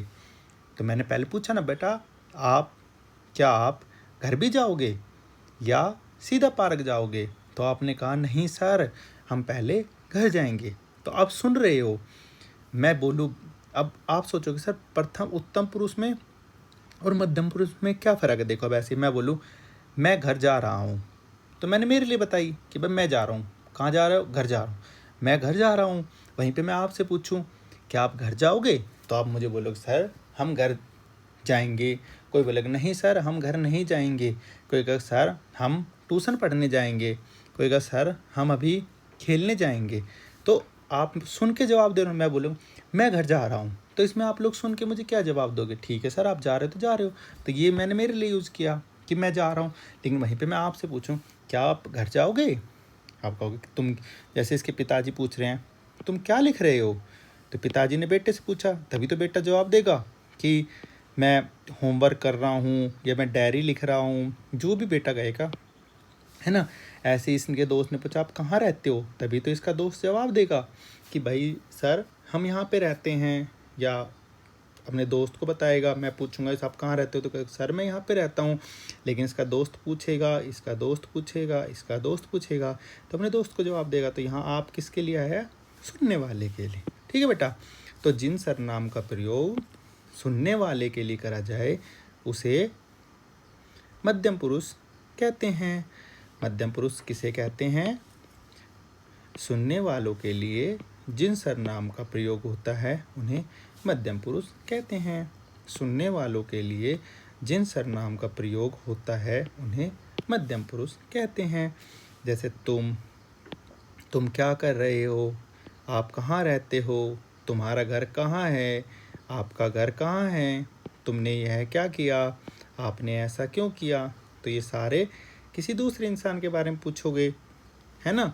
जैसे मैं अपने दोस्तों से, आप अपने दोस्तों से पूछते हो कि तुम कहाँ रहते हो, आप कहाँ रहते हो, तुम्हारा घर कहाँ पर है, आपका घर कहाँ पर है, तुमने यह क्यों किया, आपने ऐसा क्यों किया, आपको क्या पसंद है ना।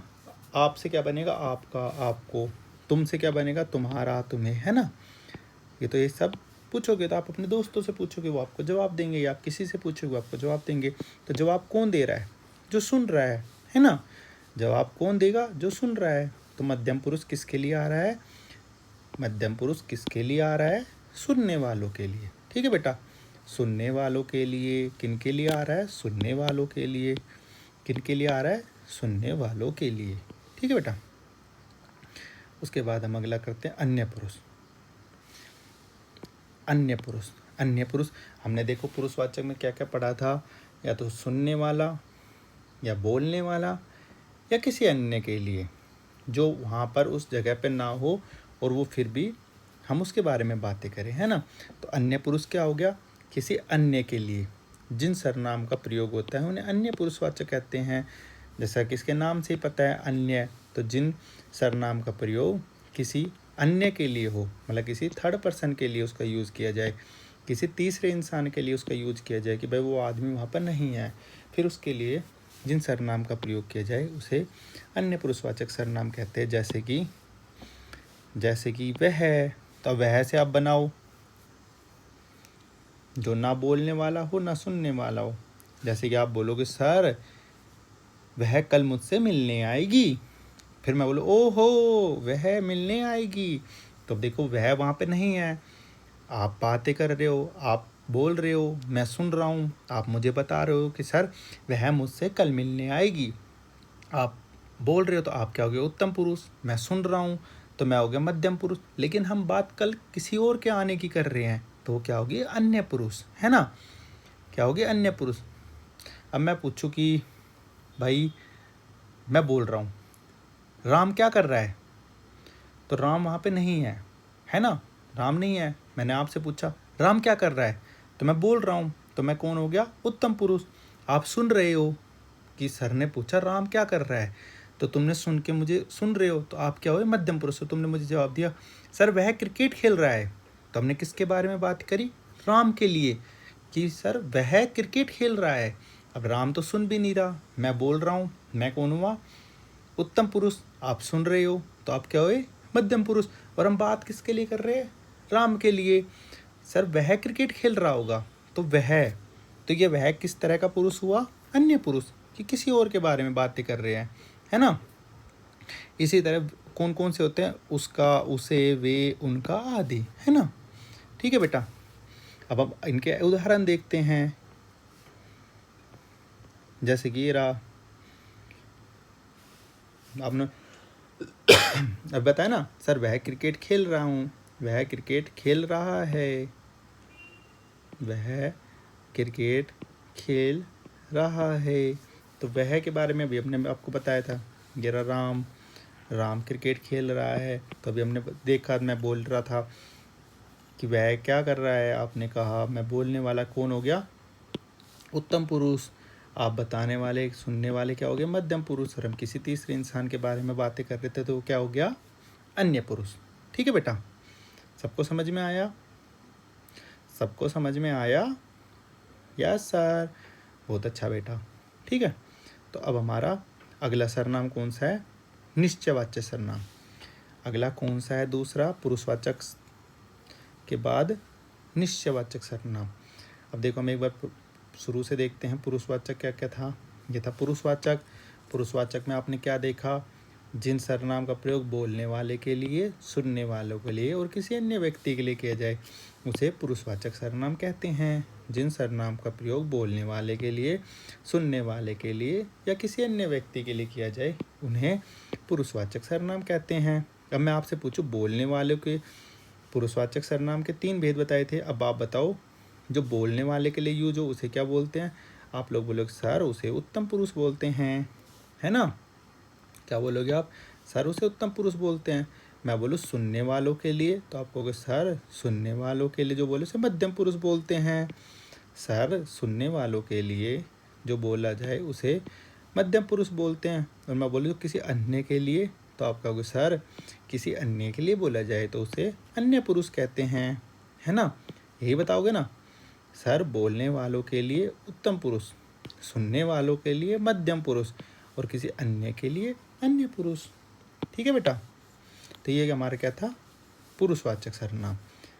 अब इसके बाद हमारा अगला, फिर हमने उत्तम पुरुष देखा था। उत्तम पुरुष किसके लिए आया था? बोलने वालों के लिए। जैसे मैं पत्र लिख रही हूँ, है ना, हम टीवी देख रहे हैं, बोलने वालों के लिए। मैं खाना खा रहा हूँ, बोलने वालों के लिए। तो ये क्या हो गया? उत्तम पुरुष। उसके बाद क्या था? मध्यम पुरुष। मध्यम पुरुष किसके लिए? सुनने वालों के लिए।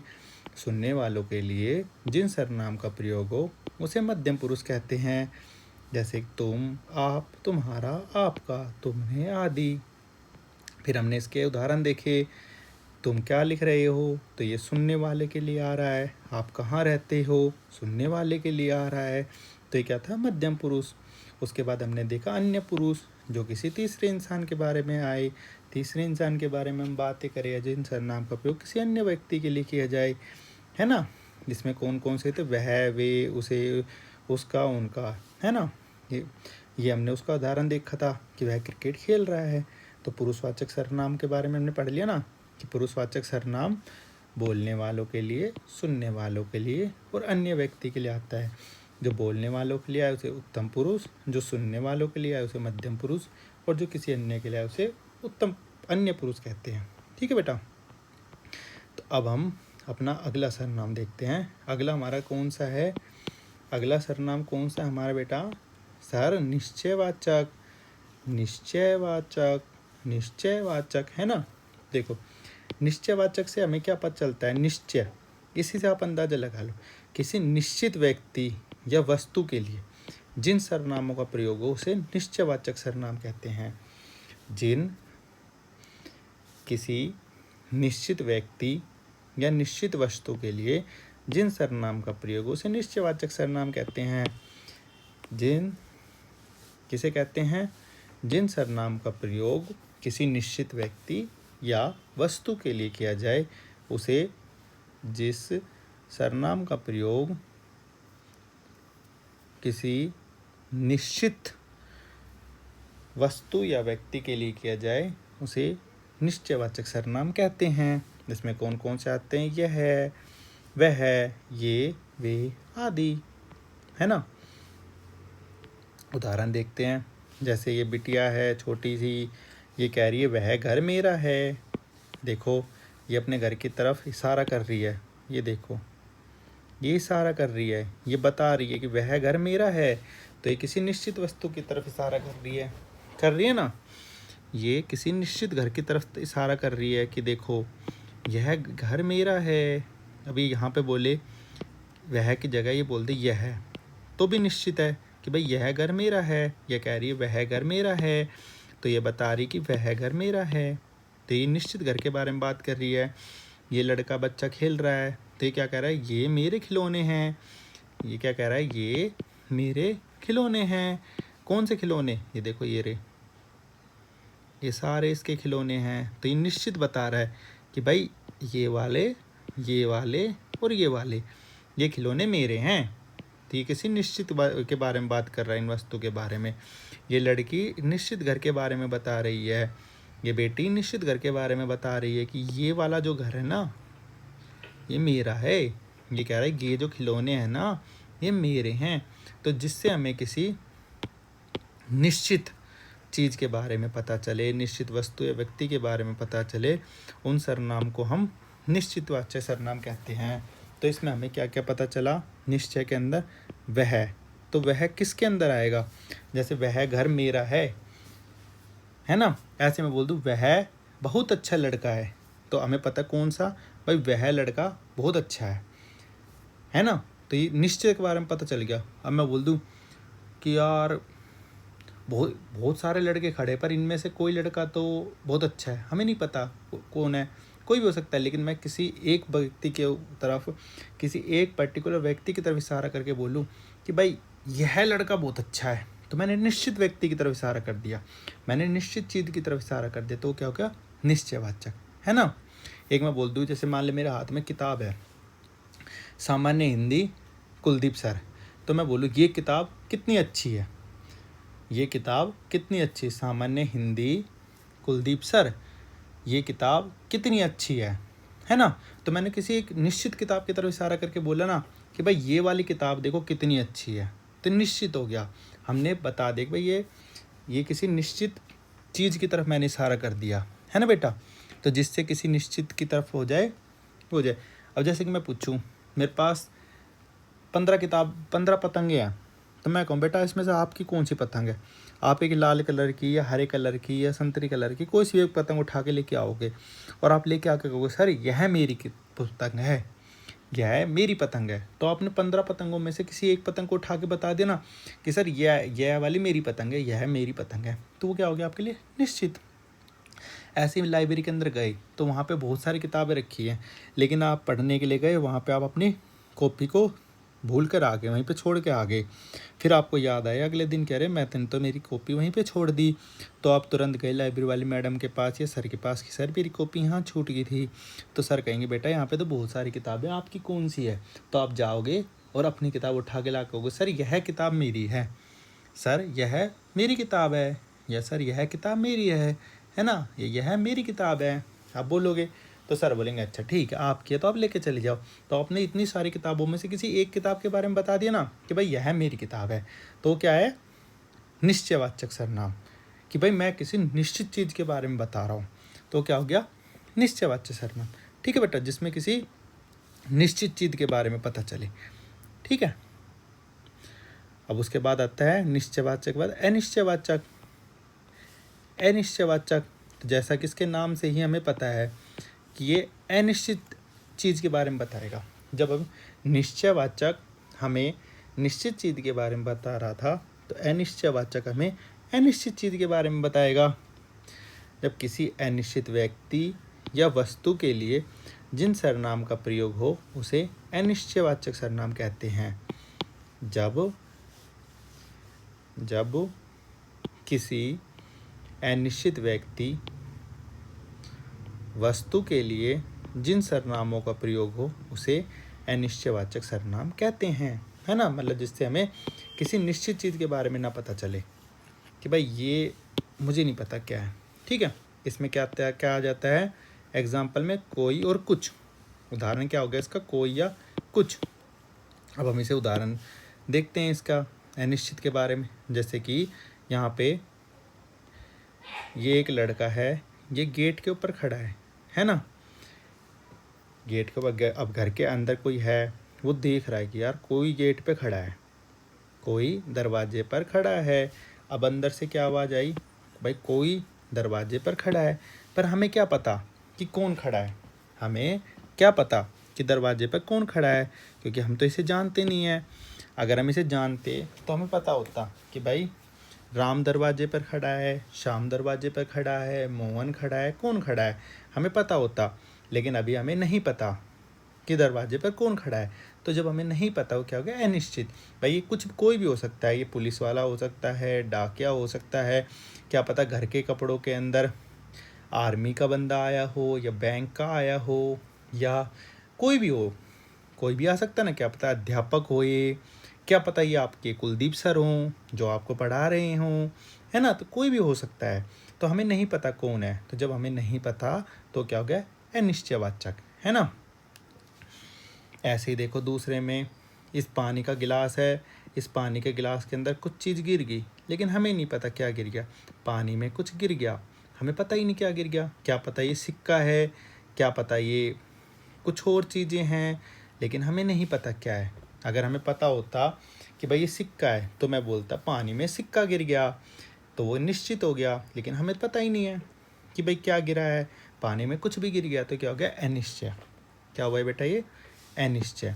जिस चीज़ के बारे में हमें ना पता हो, मतलब जिस चीज़ के बारे में, जिसमें हमें किसी निश्चित चीज़ के बारे में ना पता हो। अनिश्चित व्यक्ति या निश्चित वस्तु के लिए जिन सर्वनामों का प्रयोग उसे निश्चयवाचक कहते हैं। अब इसका देखो कोई भी एक उदाहरण आप लोग बनाओ। जैसे आप लोग रोड पे जा रहे हो, है ना। तो रोड पे जा रहे हो, तो आप रोड पे जाते जाते देख के मतलब क्या बोल रहा हूँ मैं, जैसे आप रोड पे जा रहे हो, तो आप रोड पे आप देख रहे हो कि कोई आ रहा है। अब आपको ये नहीं पता कौन आ रहा है ना।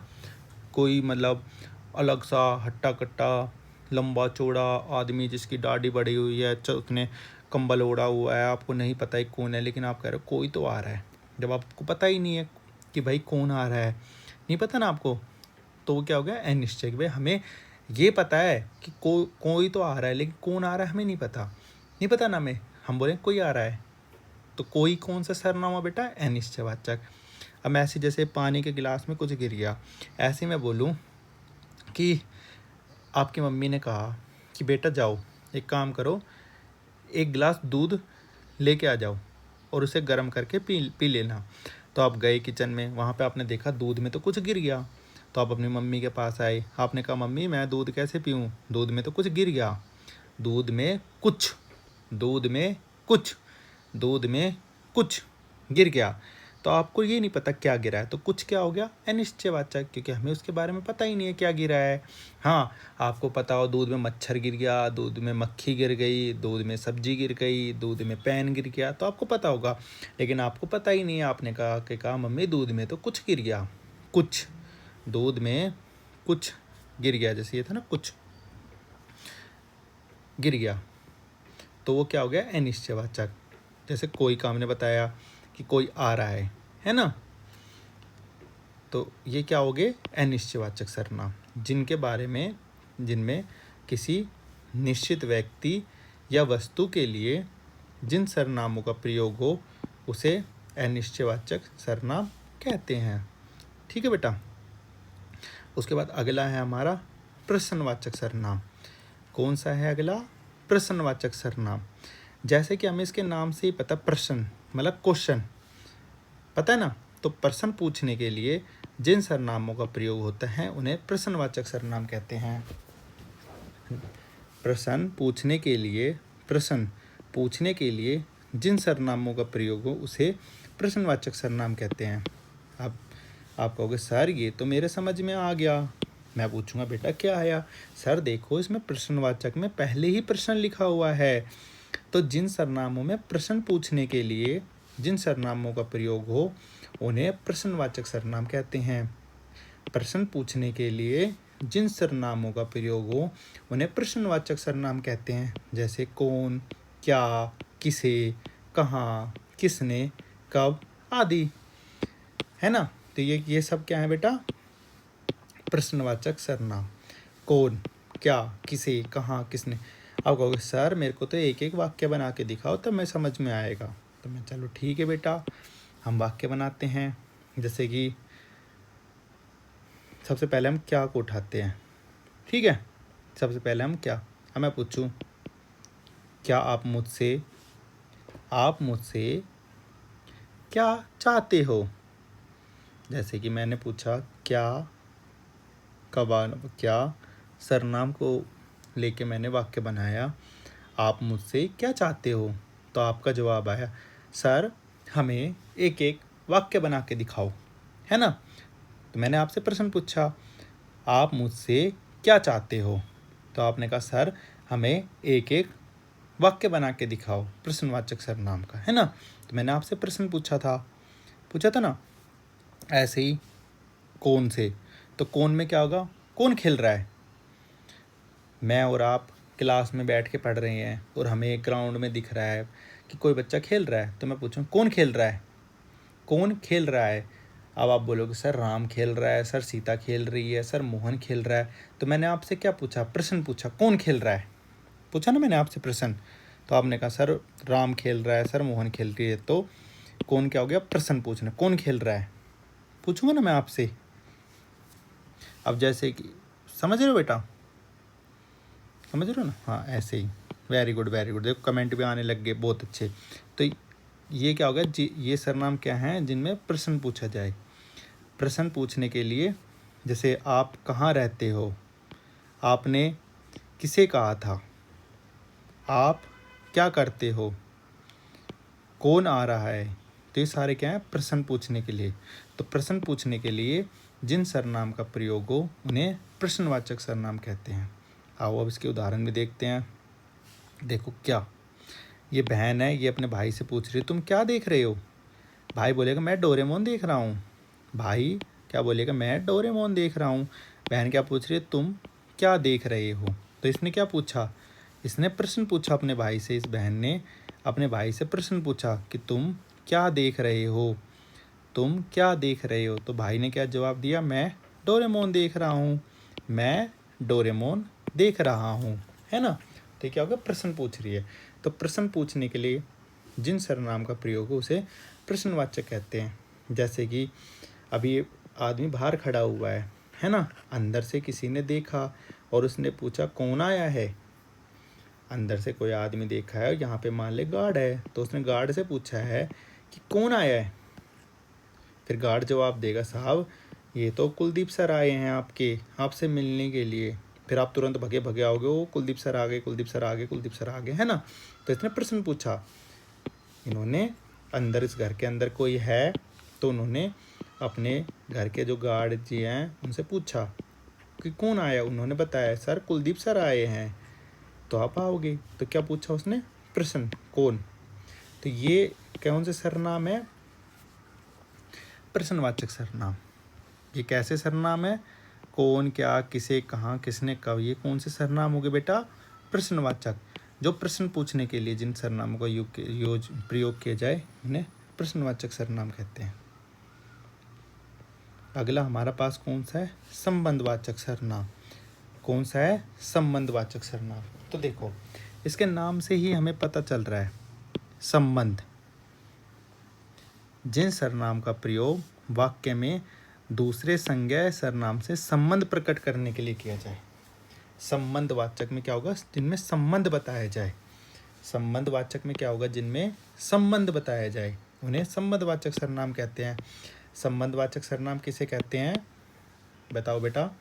संबंधवाचक सर्वनाम किसे कहते हैं, सर जिनमें संबंध प्रकट किया जाए, जिनमें संबंध प्रकट किया जाए, जिनमें संबंध प्रकट किया जाए, जिनमें संबंध प्रकट किया जाए, उन्हें संबंधवाचक सर्वनाम कहते हैं। ठीक है बेटा।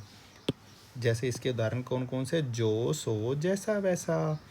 आओ अब हम उदाहरण की तरफ उदाहरण से समझते हैं। उदाहरण जैसे ये देखो, ये बच्चा पढ़ रहा है, यहाँ पे पढ़ रहा नहीं बच्चा, ये बच्चा पढ़ रहा है। तो क्या होगा, जो पढ़ेगा सो पास होगा, जो पढ़ेगा सो पास होगा। तो इन दोनों में संबंध बता दिया गया ना, इन दोनों में जो पढ़ेगा सो पास होगा, जो नहीं पढ़ेगा वो पास नहीं होगा। जो पढ़ेगा वो पास होगा, जो नहीं पढ़ेगा वो पास नहीं होगा। जो पढ़ेगा वो पास होगा, जो नहीं पढ़ेगा पास नहीं होगा। जो पढ़ेगा सो पास होगा, जो नहीं पढ़ेगा वो पास नहीं होगा।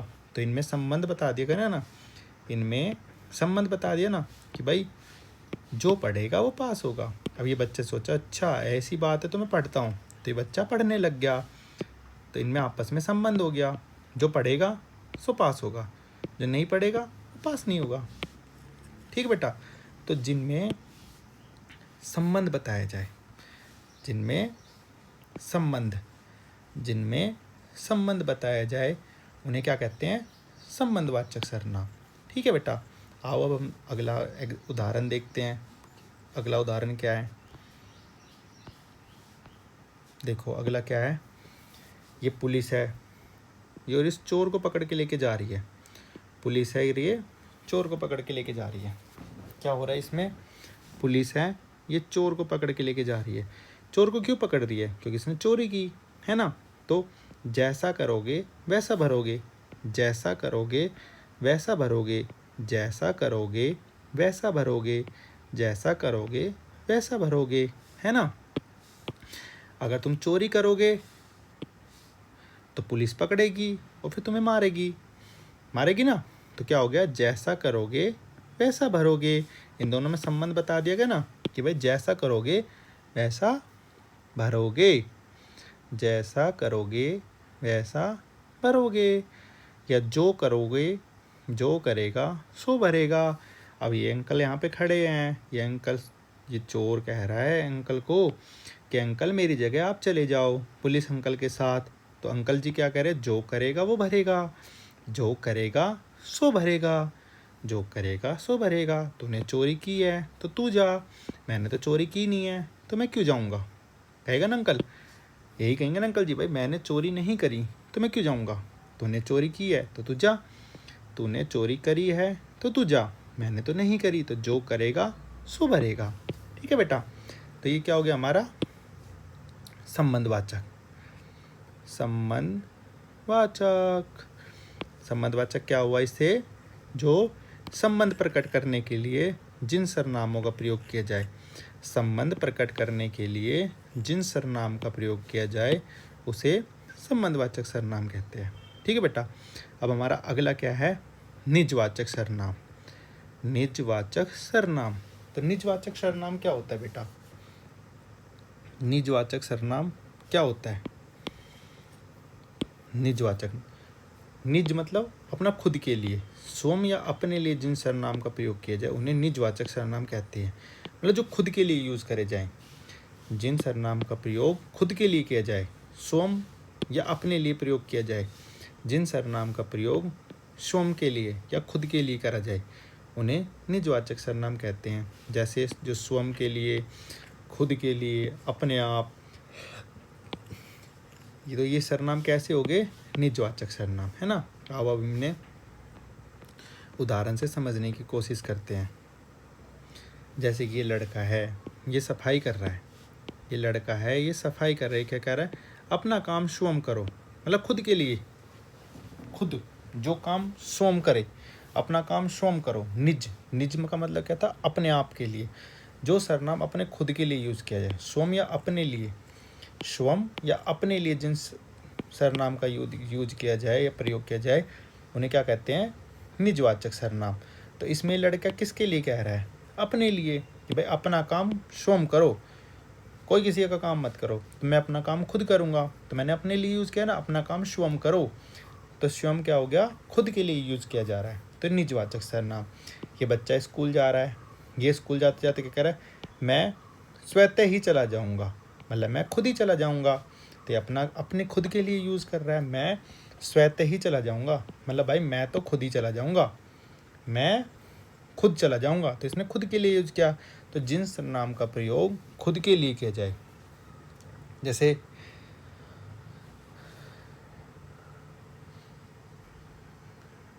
कि बेटा हाँ, आपकी मम्मी खाना लेके आई है ना, और आपकी मम्मी खाना लेके आई और आपको दिया, खिला बेटा, मैं आपको खाना खिला देती हूँ, आप क्या कहोगे, नहीं मम्मी मैं आप ही खा लूँगा, मम्मी आप जाओ मैं आप ही खा लूँगा। तो मैंने खुद के लिए किया ना, आप ही मतलब खुद ही, मैं अपने आप ही खा लूँगा, तो वो क्या हो गया, निजवाचक सर्वनाम। जो खुद के लिए करा जाए, जो खुद के लिए कहा जाए कि मम्मी मैं आप ही खा लूँगा।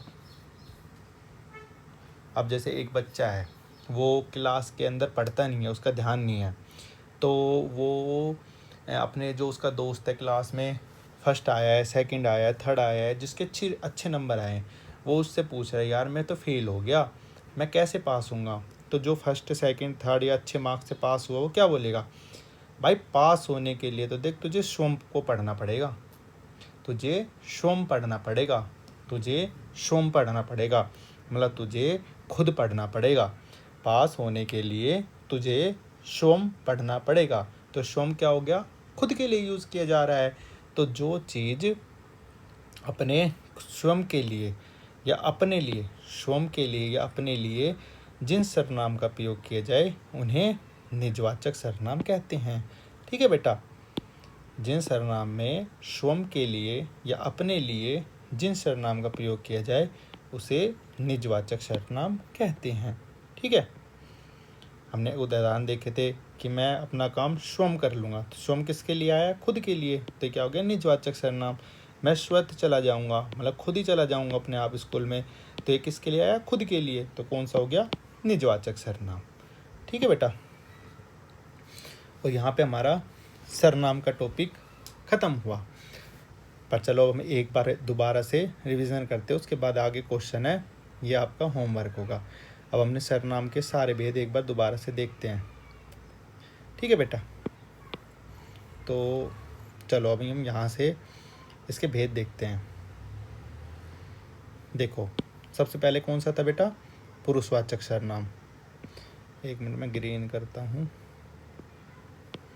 सबसे पहले कौन सा था बेटा, ओ इस पर ग्रीन भी नहीं चल रही, ब्लू चल जाएगी। चलो, सबसे पहले कौन सा था, पुरुषवाचक सर्वनाम। तो इसमें हमने पुरुषवाचक सर्वनाम हमने क्या देखा था, बोलने वाला, सुनने वाला या किसी अन्य व्यक्ति के लिए, बोलने वाले, सुनने वाले या किसी अन्य व्यक्ति के लिए जिस सर्वनाम का प्रयोग किया जाए उसे पुरुषवाचक सर्वनाम कहते हैं, है ना।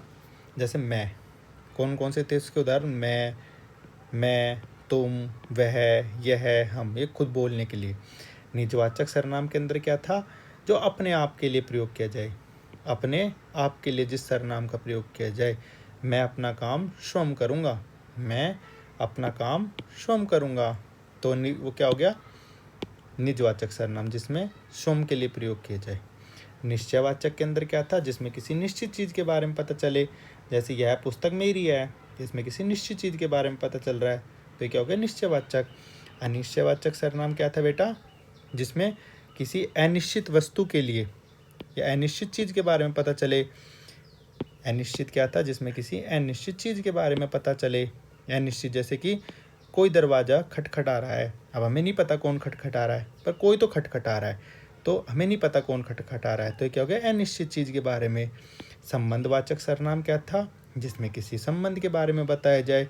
जैसे ये लड़की बोल रही है कि जिस लड़के ने पुरस्कार जीता वह मेरा भाई है, तो ये लड़का है जिसने पुरस्कार जीता है, क्योंकि देखो इसके हाथ में ट्रॉफी है, तो लड़की क्या बताना चाह रही है कि ये मेरा भाई है ना।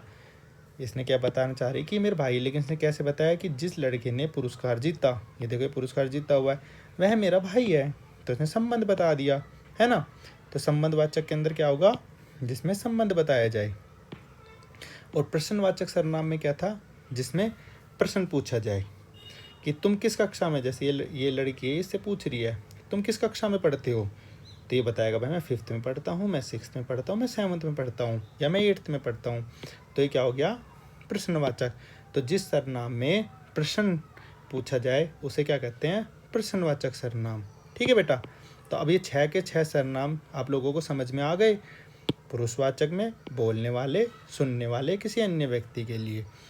निजवाचक जो खुद के लिए हो। निश्चयवाचक जो किसी निश्चित वस्तु के लिए हो। अनिश्चयवाचक जो किसी अनिश्चय वस्तु के लिए हो।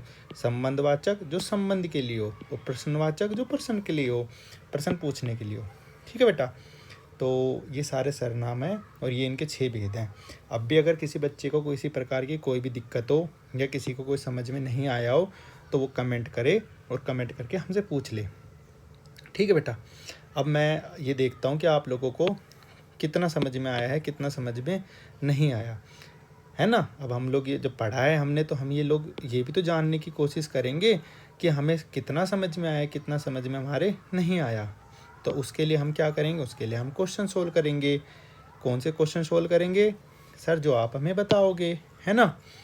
तो चलो बेटा, अब हम देखते हैं क्वेश्चन। ये आपके क्वेश्चन है जो आपको घर से करके लेके आने हैं।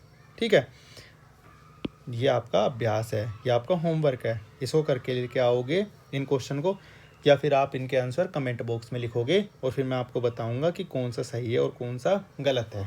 तब तक आप इन क्वेश्चन को पढ़ो। ठीक है,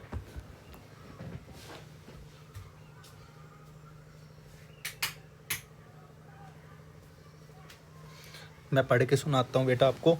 जैसे कि हमारा क्या है, पहला, सही उत्तर पर टिक का निशान लगाओ। अब आपको क्या करना, लगाना। जैसे पहला क्वेश्चन है, सर्वनाम प्रयोग होते हैं, किस में होते हैं, संज्ञा के स्थान पर होते हैं, क्रिया के स्थान पर होते हैं, विशेषण के स्थान पर होते हैं, या सभी के स्थान पर होते हैं। तो अब आप लोग मुझे बताओ किस में होते हैं सर्वनाम प्रयोग, किस पे होते हैं, संज्ञा के स्थान पर, क्रिया के स्थान पर, विशेषण के स्थान पर, सभी पे। तो आप लोगों को जो भी इसका सही आंसर लगे आप क्या करके कमेंट बॉक्स में लिखना। इस तरह आपका दूसरा क्या है, पुल्लिंग तथा स्त्रीलिंग में समान रहते हैं। क्या रहते हैं, संज्ञा शब्द रहते हैं, क्रिया शब्द रहते हैं, सर्वनाम रहते हैं, ये सभी रहते हैं। सभी का मतलब संज्ञा, सर्वनाम, क्रिया, तीनों रहते हैं। अब आप बताना इसका आंसर क्या है आपके हिसाब से। पुरुषवाचक सर्वनाम है। अब आप इसमें मुझे बता रहे कोई, कौन, जो, सो या मैं, इनमें से आपके हिसाब से कौन सा पुरुषवाचक सर्वनाम है। जिसमें बोलने वाले के लिए पुरुषवाचक क्या था, जिसमें बोलने वाले के लिए, सुनने वाले के लिए या किसी अन्य के लिए जो प्रयोग किया जाए उसे पुरुषवाचक कहते हैं। तो आप इनसे बना के देखें। जैसे ऑप्शन है कोई, कोई आया है, क्या पुरुषवाचक है, कौन आया है, क्या ये पुरुषवाचक है। जो करेगा सो भरेगा, क्या ये पुरुषवाचक है, या मैं, ये पुरुषवाचक है। तो आप लोग कमेंट बॉक्स में बताना मुझे, ठीक है बेटा। उसके बाद ये दूसरा क्वेश्चन है, दिए गए वाक्यों में से सर्वनाम छांट कर अलग करो और उनके भेद भी लिखो। वाक्य क्या क्या है, हम बाजार जा रहे हैं, तो आपको क्या बताना है कौन सा सर्वनाम है, हम बाजार जाते हैं, इसमें कौन सा सर्वनाम है और उसका भेद क्या है। ठीक है बेटा। वह मेरी अध्यापिका है, इसमें कौन सा सर्वनाम है और कौन सा भेद है। कोई दरवाजे पर खड़ा है, इनमें कौन सा सर्वनाम है और कौन सा भेद है। जैसे कि मैं आपको एक बताता हूँ, जैसे हम, सर्वनाम क्या होगा इसमें, हम कौन से सर्वनाम का है, जैसे पुरुषवाचक का है, निश्चयवाचक का है, अनिश्चयवाचक का है, किसका है। ठीक है। वह मेरी अध्यापिका है, तो वह तो सर्वनाम क्या है इसमें, वह कौन सा सर्वनाम है, वह निश्चयवाचक है, अनिश्चयवाचक है। सर्वनाम के 6 भेद थे, उनमें से वह किसके अंदर आता है। ऐसे आपको इसमें से सर्वनाम छांटना है। जैसे इसमें मैंने बता दिया, तो ऐसे आपको यहाँ पे सर्वनाम लिखना है, किन वाक्य में कौन कौन सा सर्वनाम है, और यहाँ पे सर्वनाम के भेद लिखने हैं कि इनमें सर्वनाम का कौन सा भेद है। ठीक है बेटा, ये आपको करना है और उसके आंसर आप कमेंट बॉक्स में लिख सकते हो, फिर मैं वहाँ पे आपको चेक करके बताऊँगा। और तीसरा और लास्ट प्रश्न आपका ये, आपको इन प्रश्नों के आंसर देने हैं। जैसे कि पहला प्रश्न है, सर्वनाम की परिभाषा लिखो, तो आपको इसकी परिभाषा बतानी है, सर्वनाम की क्या परिभाषा होती है जो हमने पढ़ी। दूसरा, सर्वनाम के कितने भेद होते हैं, उनके नाम लिखो। सर्वनाम के हमने कितने भेद पढ़े थे, 6 भेद, तो आपको इन 6 भेदों के नाम लिखने हैं। तीसरा क्या है, पुरुषवाचक सर्वनाम के कितने भेद थे, हमने पढ़ा था ना। पुरुषवाचक सर्वनाम कौन सा था, जो बोलने वाले, सुनने वाले, अन्य व्यक्ति के लिए था, तो पुरुषवाचक सर्वनाम था। कितने भेद होते हैं और उनके नाम लिखो, वो आपको नाम लिखने हैं। प्रश्नवाचक सर्वनाम किसे कहते हैं, किसे था प्रश्नवाचक, जो प्रश्न पूछने के लिए हो, है ना। तो आपको प्रश्नवाचक सर्वनाम के बारे में बताना है कि प्रश्नवाचक सर्वनाम किसे कहते हैं। और अगला क्या है, निश्चयवाचक सर्वनाम किसे कहते हैं, तो आपको ये बताना है कि निश्चयवाचक सर्वनाम किसे कहा जाता है। ठीक है बेटा, क्या बताना आपको कि निश्चयवाचक सर्वनाम किसे कहा जाता है। और ये हमारा, इन सब के आंसर आपको कमेंट बॉक्स में लिखने हैं, या आप अपनी कॉपी में लिख के और उसकी फ़ोटो क्लिक करके मेरे पास भेज सकते हो। जब आपके हो जाएं तो आप मुझे बता देना, मैं आपको अपने व्हाट्सएप का नंबर शेयर कर दूंगा या मेल आईडी शेयर कर दूंगा, आप उसके ऊपर इनके आंसर लिख देना, या फिर हम अपनी अगली क्लास के अंदर इन क्वेश्चन के आंसर डिस्कस करेंगे और देखेंगे कौन सा आंसर सही है, और फिर उसके बाद आप लोग अपने आंसर मिला लेना। ठीक है बेटा, तो ये थी आपकी सर्वनाम की क्लास। अब इस सर्वनाम की क्लास में किसी भी बच्चे को किसी भी तरह का कोई भी परेशानी हो, कोई भी डाउट हो, किसी को कुछ समझ में नहीं आया हो, तो वो हमसे कमेंट बॉक्स में पूछ सकता है कि सर ये वाली चीज़ मेरे समझ में नहीं आई। तो बाकी बच्चे को क्या काम होगा कि जिनको समझ में आ गई, या तो वो उसका आंसर कमेंट बॉक्स में करेंगे, या उनका कोई खुद का कोई डाउट हो तो वो कमेंट बॉक्स में लिखेंगे, और फिर हम उनका आंसर बताएंगे आपको कि बेटा आपका क्यों समझ में नहीं आए, या उसका क्या आंसर होगा, है ना। तो वो हम फिर अपने जो भी डाउट होगा वो अपने कमेंट बॉक्स में डिस्कस कर लेंगे कि जो भी नहीं आए। और अगर आपको समझ में आ गया तो आपको होमवर्क मिला है वो आपको होमवर्क करना है। जो आपको 3 क्वेश्चन मिले ना होमवर्क में, ये तीनों क्वेश्चन आपको करने हैं। ठीक है बेटा, बाकी कोई डाउट हो तो कमेंट बॉक्स में कर देना। बाकी अब हम मिलते हैं अपनी अगली क्लास के अंदर। हमारी अगली क्लास कल होगी, तो कल आप सब सरनाम पढ़ के आना, और उसके बाद फिर हम अपनी अगली क्लास के बारे में डिस्कस करते हैं। अगली क्लास में कौन सा टॉपिक पढ़ेंगे, क्या करेंगे, वो हम कल डिस्कस करते हैं और फिर आगे का पढ़ते हैं। बाकी हमने अभी तक संज्ञा और सर्वनाम 2 टॉपिक पढ़ लिए हैं।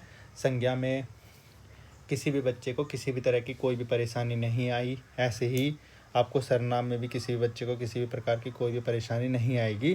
लेकिन फिर भी अगर किसी बच्चे को आती है तो वो हमें कमेंट बॉक्स में कमेंट कर सकता है। ठीक है बेटा, okay, bye bye, bye bye class, Tata.